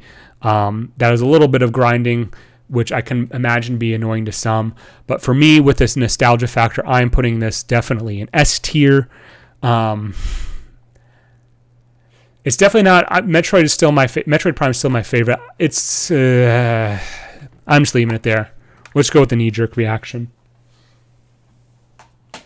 All right, the final 4. Let's go. Notice how, by the way, all the S tier games are just remakes. Or not 2023 releases at bare minimum. Okay, RoboCop Rogue City on the Xbox Series X. Alex Murphy, just like me, for real. No. I love RoboCop. the film franchise. The first film I think is amazing. Actually, probably one of my all-time favorite movies, admittedly. 2 is also pretty good. 3, not so much. But this game takes place between 2 and 3 and tries, as best as it can, and canon be damned, to explain why the second movie was good and 3 was tolerable if inebriated at best. This was made by Nacon, I think is the developer. No, Teon. I need to look it up. I'm getting a little bit better at remembering this stuff, but let's see here. Rogue City. Who is the developer? Oh, so Teon is the developer. Okay. Oh, you know what? This will make sense in a moment. But this was a very solid RoboCop game. It had some graphical bugs. It had some oddities like police cars, no clipping through NPCs during cutscenes. And weirdly enough, this game had some bizarre things going on with NPC hands. They would be completely the wrong complexion, regardless if it was an African American or white character. They had like this weird like rubber like quality to them, like something you'd get out of like Spirit Halloween store. So kind of some weird stuff in that. The subtitles were wrong a noticeable amount. Nothing too egregious, but something that's one of those things I think should pass like level 1 quality control. Had some good difficulty even on normal, but by the game's end you had so much available at your disposal that you basically just plowed through it. RoboCop's Auto 9 pistol, you could basically get a couple upgrades that had infinite ammo. So you were just constantly just raining death upon all of the enemies and not needing to reload, like trivialize the game basically. I've talked about the movies. This game, I think, actually does a very, very good job of retaining that sort of like funny script, that sort of like sardonic, cynical script, while not being too overhand or like ham-fisted with it. And as RoboCop, the way you level up in this game, you're rewarded by being a cop. So by being thorough, by investigating, by finding drugs, by finding fake money.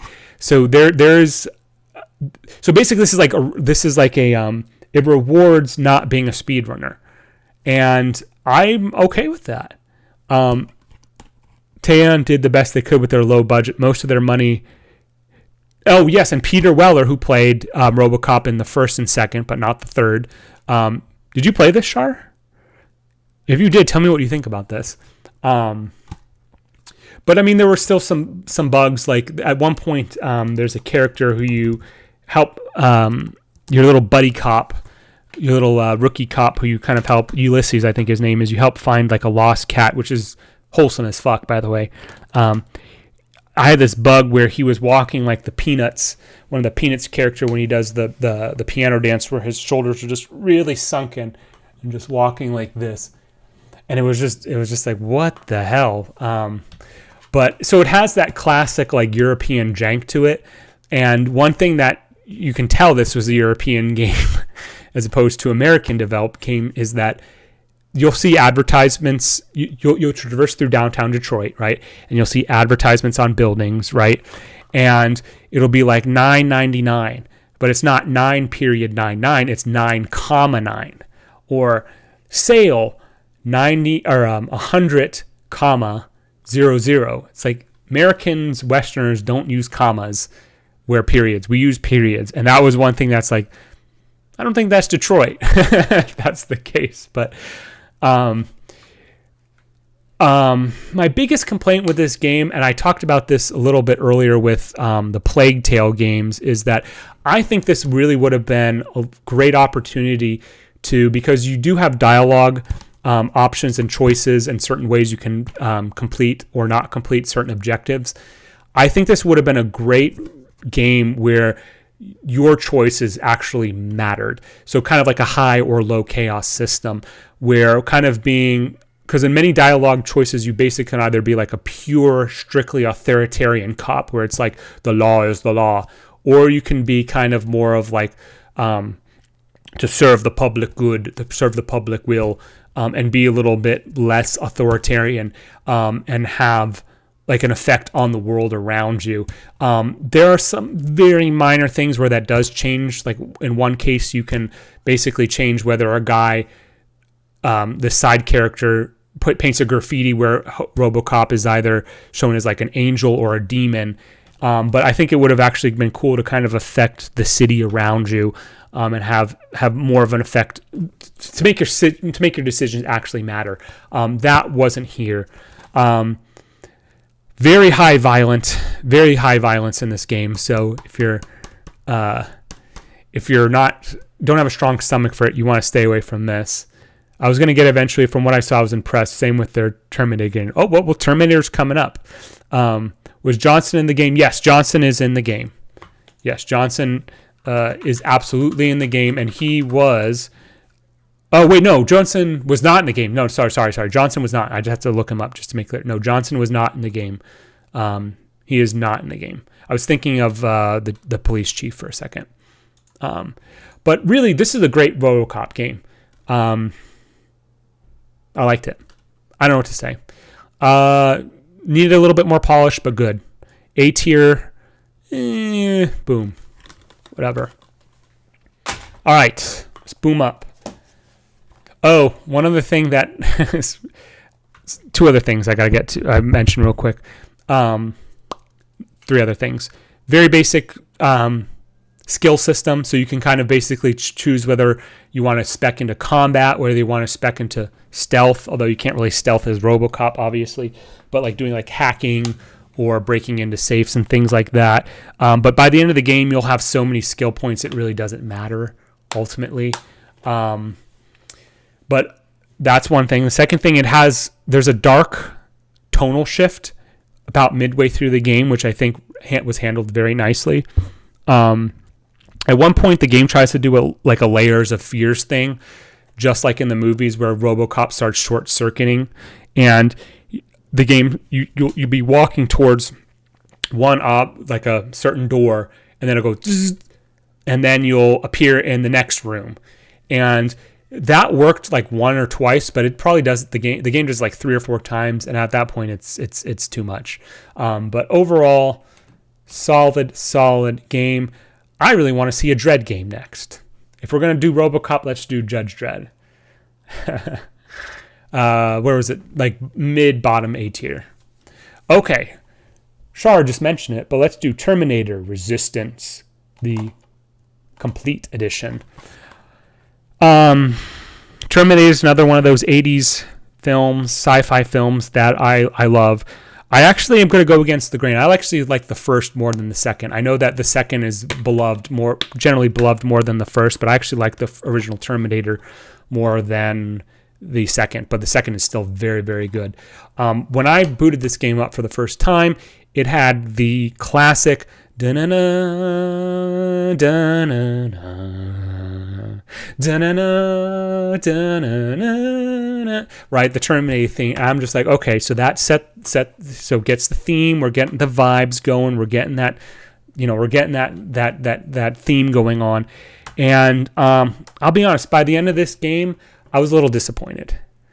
Not bad, but it was kind of generic. But as Shar said again, this was I have to understand that this was a very limited budget to create this game. I don't know exactly where it takes. Actually, I don't even know if it's canon. I don't know if Rogue City's canon either. But my point is that it takes place probably. I mean, it definitely involves the first and second films. Not really. I don't know. Whatever. That's another topic for another time. But this is very much a kind of action shooter adventure. I thought it was very similar to like Halo ODST, which I don't know if is really appropriate, but that's sort of the vein I thought it was, where it was sort of like a side story to the main line between 1 and 2. Or no, 1 is better than 2 is what Char is saying. Good man, I agree. But this one was overall not bad. Had some, again, polishing bugs like RoboCop did. For whatever reason, the pro tag that you play had a very, very low audible voice when he was talking to different NPCs, whereas NPCs would be pretty loud. But this was overall a pretty solid game, although it did have, actually, like Starfield, which I didn't mention, instances where there would be like 30-year-old voice actors trying to be like a 10-year-old boy, and it's just like, no, that's not how little kids sound. But they tried. There were a ton of assets in the game that were pallets or boxes of civil defense, which predated FEMA essentially. And I'm thinking back to like when I tried to do my master's, and it's like, holy shit, civil defense, that's just crazy, because FEMA basically took over post 2001. But I'm like, Judgment Day did happen in 98, 97, 98. And so I'm like, at least the developers did their research, and that's, it was before FEMA really became as powerful as it is now. But unfortunately, this game did have sort of the problem that Metro Exodus had, which is, again, that post-apocalyptic thing, albeit I know it's the West Coast, like Los Angeles area versus Russia or whatever, where everything's just shitty and brown and black, and there's really not a lot of color, which is probably pretty realist, but it looked really like the same palette here and there. But this game's also pretty old too. I know the complete edition came out several years ago. You can pretty much max all the skills like RoboCop, where you can be like more of a hacker or focus more on combat or focus more on explosives or whatever. But by the end of the game, you pretty much have almost all of the skill points. So really the only thing that matters is the order at the end of the day. So the build, whatever build you want to make, like I said, by the end of the game, don't matter.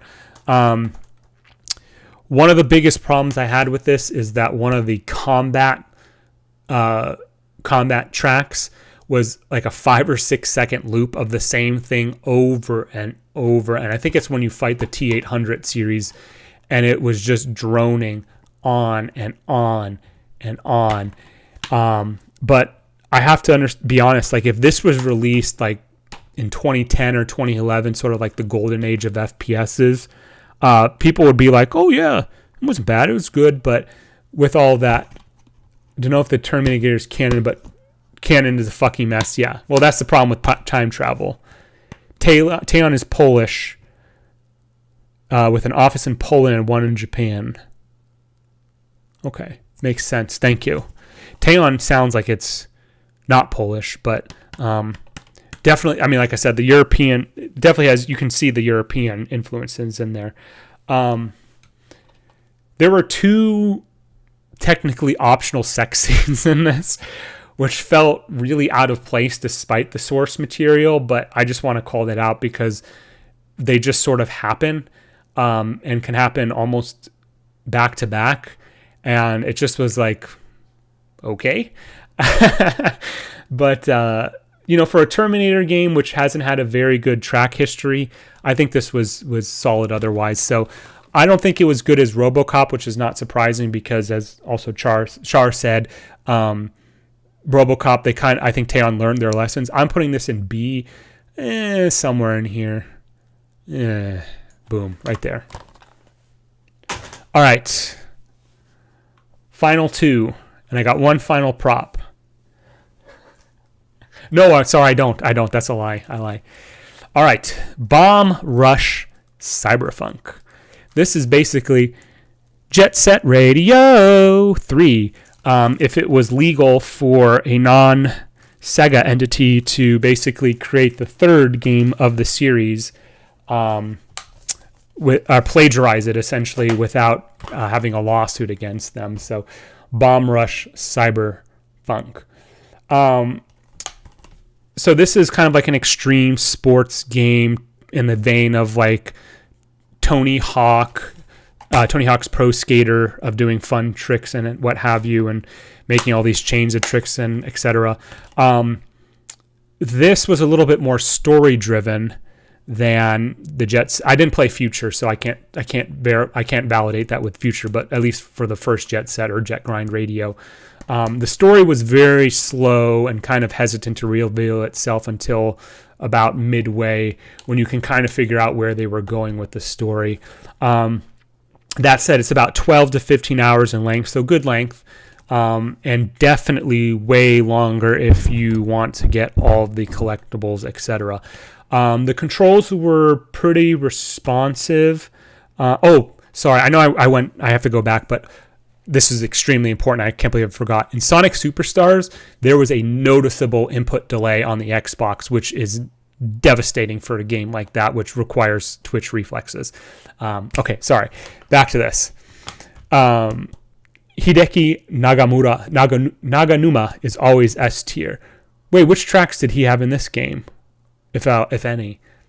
I mean, this was the opening track for this, but on the topic of music, had some really, really fantastic audio tracks, balanced or tempered by some that were a little bit droning. But after about 25, 30 hours is what I dropped in this, you've heard every track for at least 30 or 40 minutes over time, and it can be kind of annoying. The final boss wasn't really well designed, but what can you sort of expect with what's not a combat game by any sense of the imagination?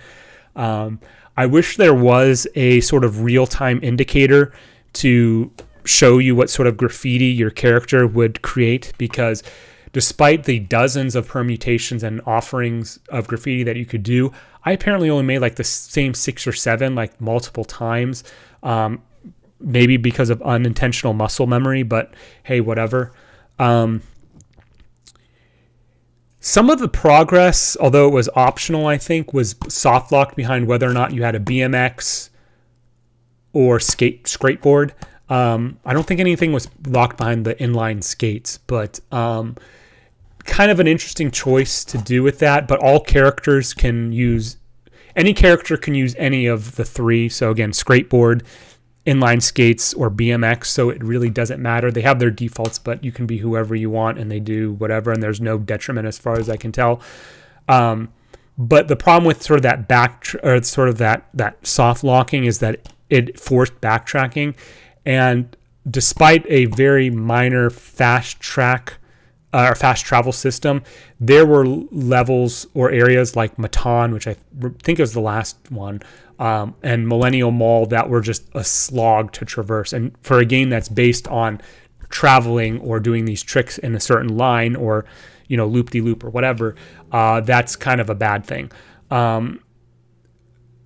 What else can I say? The replayability in this game is basically basically contingent on whether or not you want to unlock all the characters, all the graffiti, all the music tracks, all the something else I can't remember. But I mean, that's okay. That's fine. That's actually good. But for music, at least for a game that's driven largely by music, I think that not nearly as good of a choice in that thing. For characters and graffiti and costumes or outfits, kind of a weird thing.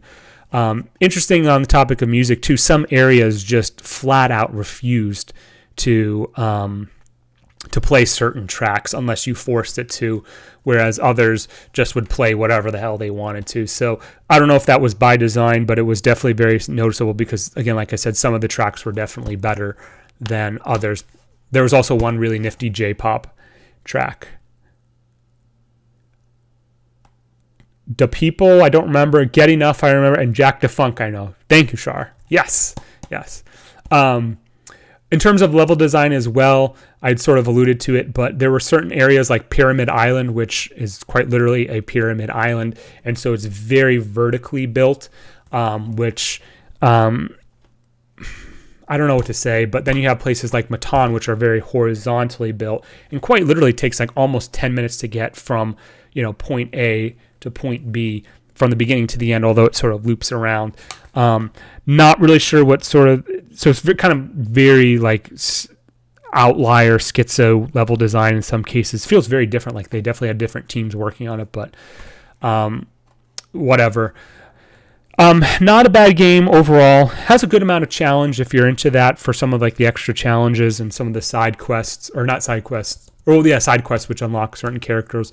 But I think at the end of the day, this was sort of, not fully, but sort of a case of like skinwalkeritis, where the game tried really, really hard to be a modern era jet set radio. And for people like me who have suffered through that shit, are like, no, it's a trick. Get an axe. So, B tier. Had some really good sound design. Boom,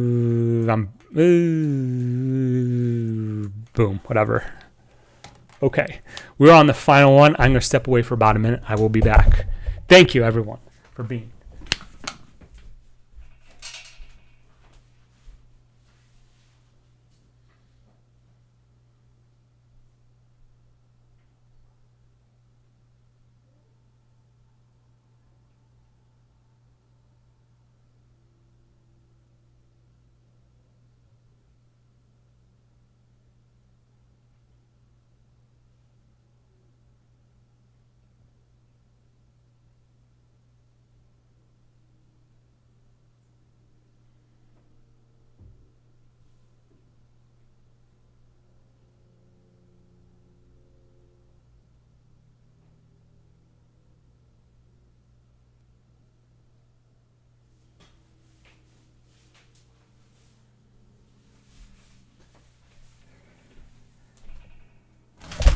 Whoops.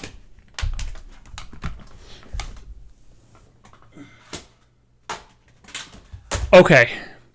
Thank you so much. The People is basically a sequel song to Concept of Love. I vaguely remember Concept of Love, but it's been a while. It's actually Jet Grind is one of the games that I hope to finish off this coming year. Because I do have an Xbox Live arcade download of it somewhere, I think. So, okay, you all have been wonderful staying with me thus far. So let's finish it up with our final game. And it wouldn't be a final game if we did not have a final prop, gimmicky prop. We have the Invincible on paperback. No, just kidding. Thank God it's the last one. We have the Invincible on Xbox Series X as well. When I heard that this game was going to be released in June or July, I was honestly mystified, because I thought to myself, why is this being made? The novel is well known among sci-fi circles, but did it really need a video game adaptation? Kind of, actually. A lot of the descriptions in the novel itself are really hard to visualize, even ignoring some of the translation oddities, because it is, I think, also Polish. I feel like we have also a sub-theme going on here. And so I consider that it might be interesting to see how other people would construct or see things like the Cyclops, the force fields, the Energobots, the flies, etc. in this game. Truthfully, though, this was basically a walking simulator with some minor puzzles and a little bit of, or a very rudimentary exploration system tacked on. There were a few moments that had some very beautiful set pieces where you see a nice picture of the ocean. You see a nice curvature from a very high altitude of the planet that you're on, Regis 3. But those were tempered by... Oh, hold on. Sorry, not that it really matters, but let me... Whoop, there we go. Tempered by some very dull desert planet-esque vibes, and similar to... I wonder if Sega announced a new Jet Set Radio game due to Bomb Rush. Great question. I considered that myself, because it was very interesting how Bomb Rush came out, I want to say in September or October. Excessive record keeping is a sign of insecurity. Actually, August it came out. Wait. Yeah, August is technically when it came out. And then that thing when Sega announced it, that was at the Game Awards when they did that, right? So that was in December, when they had we're bringing back Jet Set Radio, we're bringing back Crazy Taxi, woo-wee. But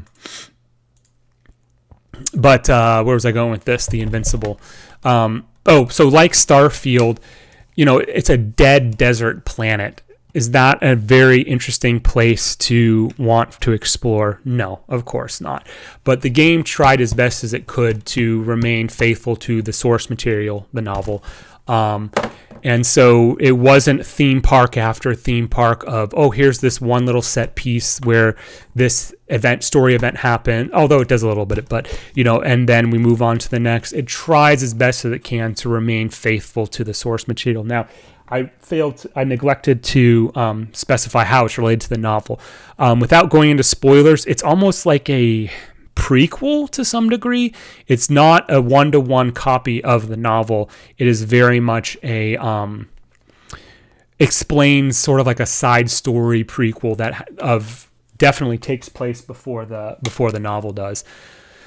The game, unlike the book, the book focuses on one character and sort of his trials and tribulations as he goes on this very hostile planet, inhabited by this very strange mechanical beings. And it kind of, as much as the translation allows, does the whole man versus planet thing. And this game does woman versus planet. And where have we heard that before? Woman versus planet. Oh, Metroid, right? And so it tries to do that as much as a walking simulator can. Hit or miss. Some aspects it's really good. The problem is that as your character Yasna, she's in contact with what's called an astrogator, who is someone up in orbit, and she's in constant contact with this person, so there's never really a feeling of isolation or being truly alone. And the segments where that does happen, it's over in about 5-10 minutes at most. So it doesn't do that as well as Metroid. Now, I'm not comparing it directly to Metroid, but it is something that I did notice. One other thing I'll try to keep, because this is a gaming stream more so than books, but one thing that I'd say is this is a good book. Not great, but it's a good sci-fi. One problem with the book is that towards the middle of it, there's one chapter that is basically a massive, massive exposition dump. And I hoped that the game wouldn't fall prey to doing the same thing. And I made it just about to the end of the game, and all was good until, like I said, the very, very end, when we get a massive exposition dump. Quite literally at the very, very end of the game, where your character Yasna and two other characters go on this giant explanation on the nature of the flies, which are the main antagonists, so to speak, of the game and the planet, and the nature of necroevolution for, I shit you not, for like 20 minutes. And you're just standing there. I'm running around in circles because I'm so bored half the time, but it was just like, oh my God, little bit better pacing would have really helped, instead of doing that massive 20-minute thing when you're in one little tiny area and you have to basically, it just didn't work. I will say that I noticed, so I did 2 playthroughs with this, one which was basically a blind playthrough, and a second one which I basically knew everything was going to happen, and I sort of tried to speedrun it. Impressively, the game responded to the speedrun. You'd be talking with the astrogator primarily, and you'd basically get to a point where his dialogue would be cut off, and your character would be like, we need to talk about this later, or whatever. Was it ever revisited? No. But it did respond, and I thought that was a sort of a nice touch. You don't see that too often in many narrative-driven games in particular. Actually, there was another thing that I found was interesting, was at one point you make a certain decision on whether you can... You're hanging from a rope, your character's hanging from a rope, and you can either soften your fall by using a floating probe as a parachute, essentially, or take the risk and fall straight on your ass from, like, I think it's probably like 10 or 12 feet. And you have also equipped with you a telescope, or a telemeter, as they call it in the game. And if you choose the probe route, the telemeter's fine, the telescope's fine. If you choose the fall on your ass route, you get a big crack in the in the telescope, which I didn't did not hear or read anything about that. I'm like, whoa, that's a nice little touch. So there's a little bit of love and polish, I think, clearly evidently in this game, which I think RoboCop had as well. And so I don't know, very interesting choice to make a game off a book, and so kind of almost thoroughly close to it. Again, not a 1-to-1 ratio, but pretty faithfully. What's next? Like the Martian Chronicles? I mean, I'd be down for that, but I don't know. Subtitles had a couple misspellings here and there, not huge or anything like that, but again, that's sort of that base level quality control that I wish that most games had. Not many bugs, some no clipping of different things, of different items and assets here and there. I had one really weird audio bug where there's like a little rover or buggy you can drive, and it just, whenever it would like accelerate, it kept making this weird bass farting noise, and it was just odd. It was definitely a bug because it should not have sounded like that at all. But I've said it before, and I'll say this in conclusion with games like this. I've played so much shit that if you try to do something a little bit different or try to do something that I haven't seen before, you'll get a couple pity points from HM Rising. And so while I don't think this was necessarily the most engaging or amazing or fully faithful to the source material, I respect that this was made definitely intended for a very niche audience. I think most people don't even know this game exists, to be honest.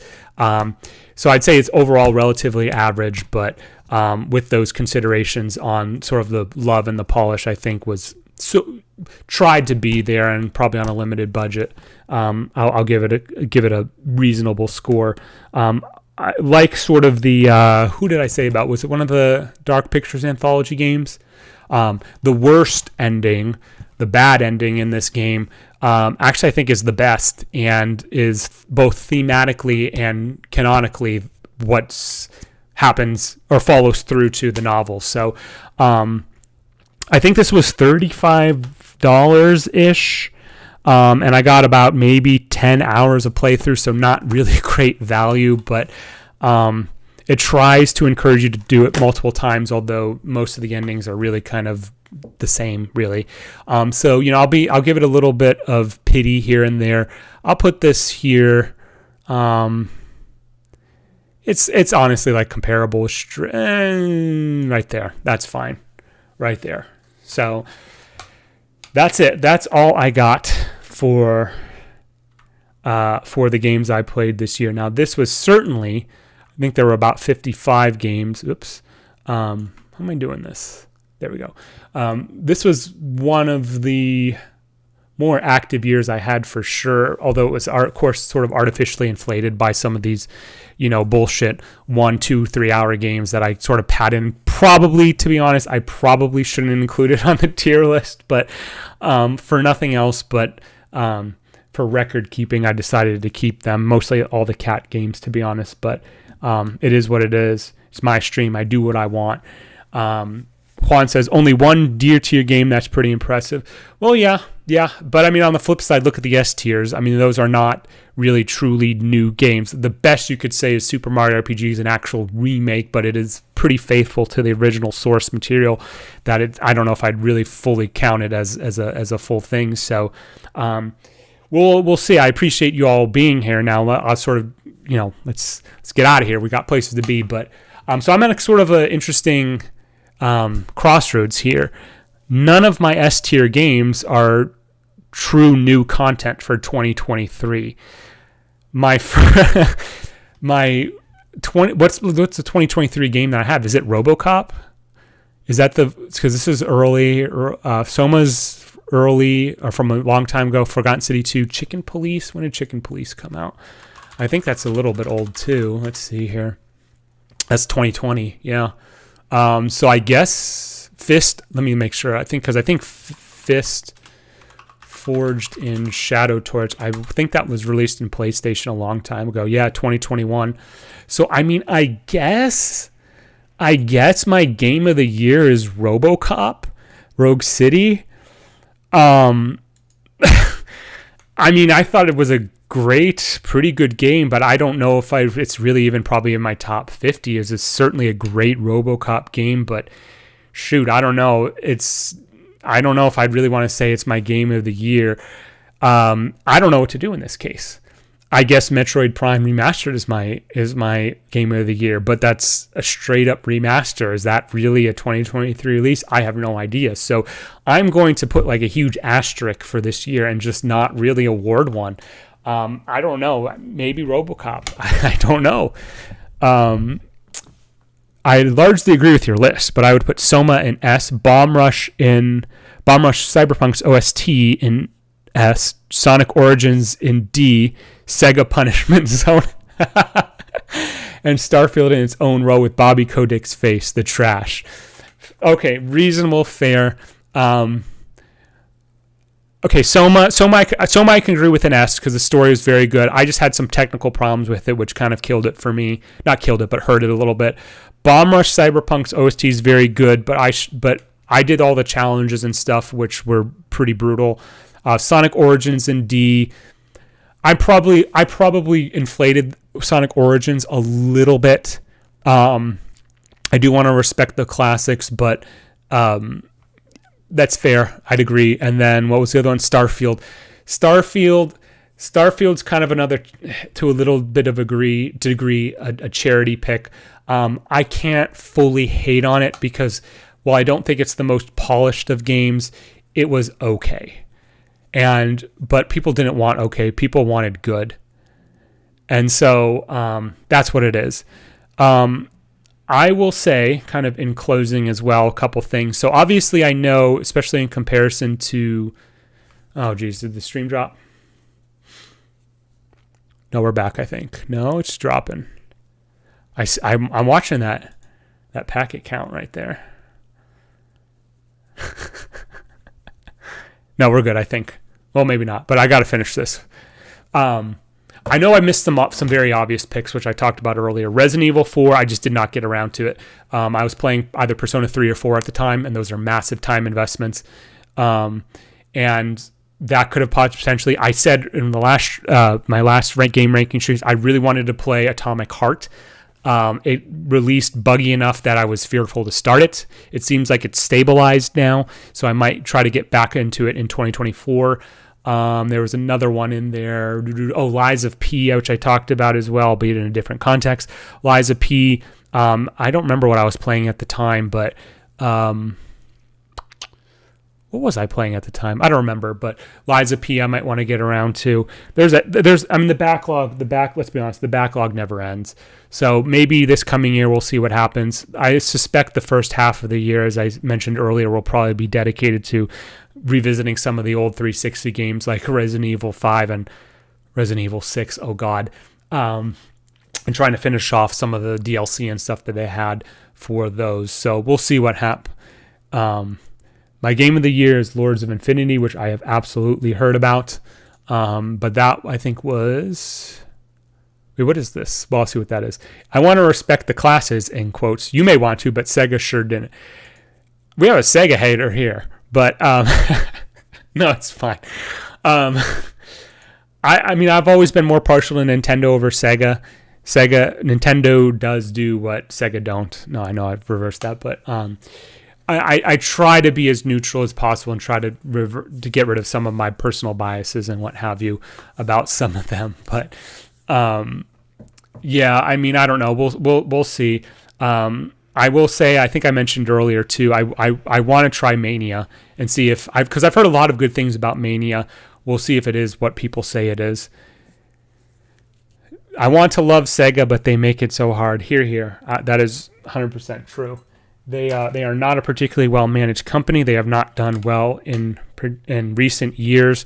There was a game I think I played or streamed in the past year or two that was, I think Sega was the publisher, and I think it lacked a lot of love and polish too, but I can't remember what it was, so we'll see. But that's for looking to 2024. So probably the last thing I see, and then we'll wrap it up here. And bring up my list here. I know you guys can't see it, but I'll bring it up, for me at least. For 2024, I mentioned Persona 3 Reload. I will definitely play that. There was Cult of the Lamb is bringing out another new DLC, which at a certain point I'm kind of like, the game's good. It should be in maintenance mode. We don't need more stuff. Sins of the Flesh, I guess it's called. The First Descendant is a South Korean looter shooter that I think is intriguing to me. We'll see how it plays out. Hellblade 2 Senua's Saga might be good. Another walking simulator though. Lollipop Chainsaw Repop. I love the original version. I don't think it needed to be remade, but whatever. Metaphor ReFantasio. That is the Atlas like Persona clone. That could be good. Let's see what else. Did Stalker 2 ever get released? Stalker 2. No, it's not out yet. I think it was planned for 2023, and then like a developer or two died in the Ukrainian conflict.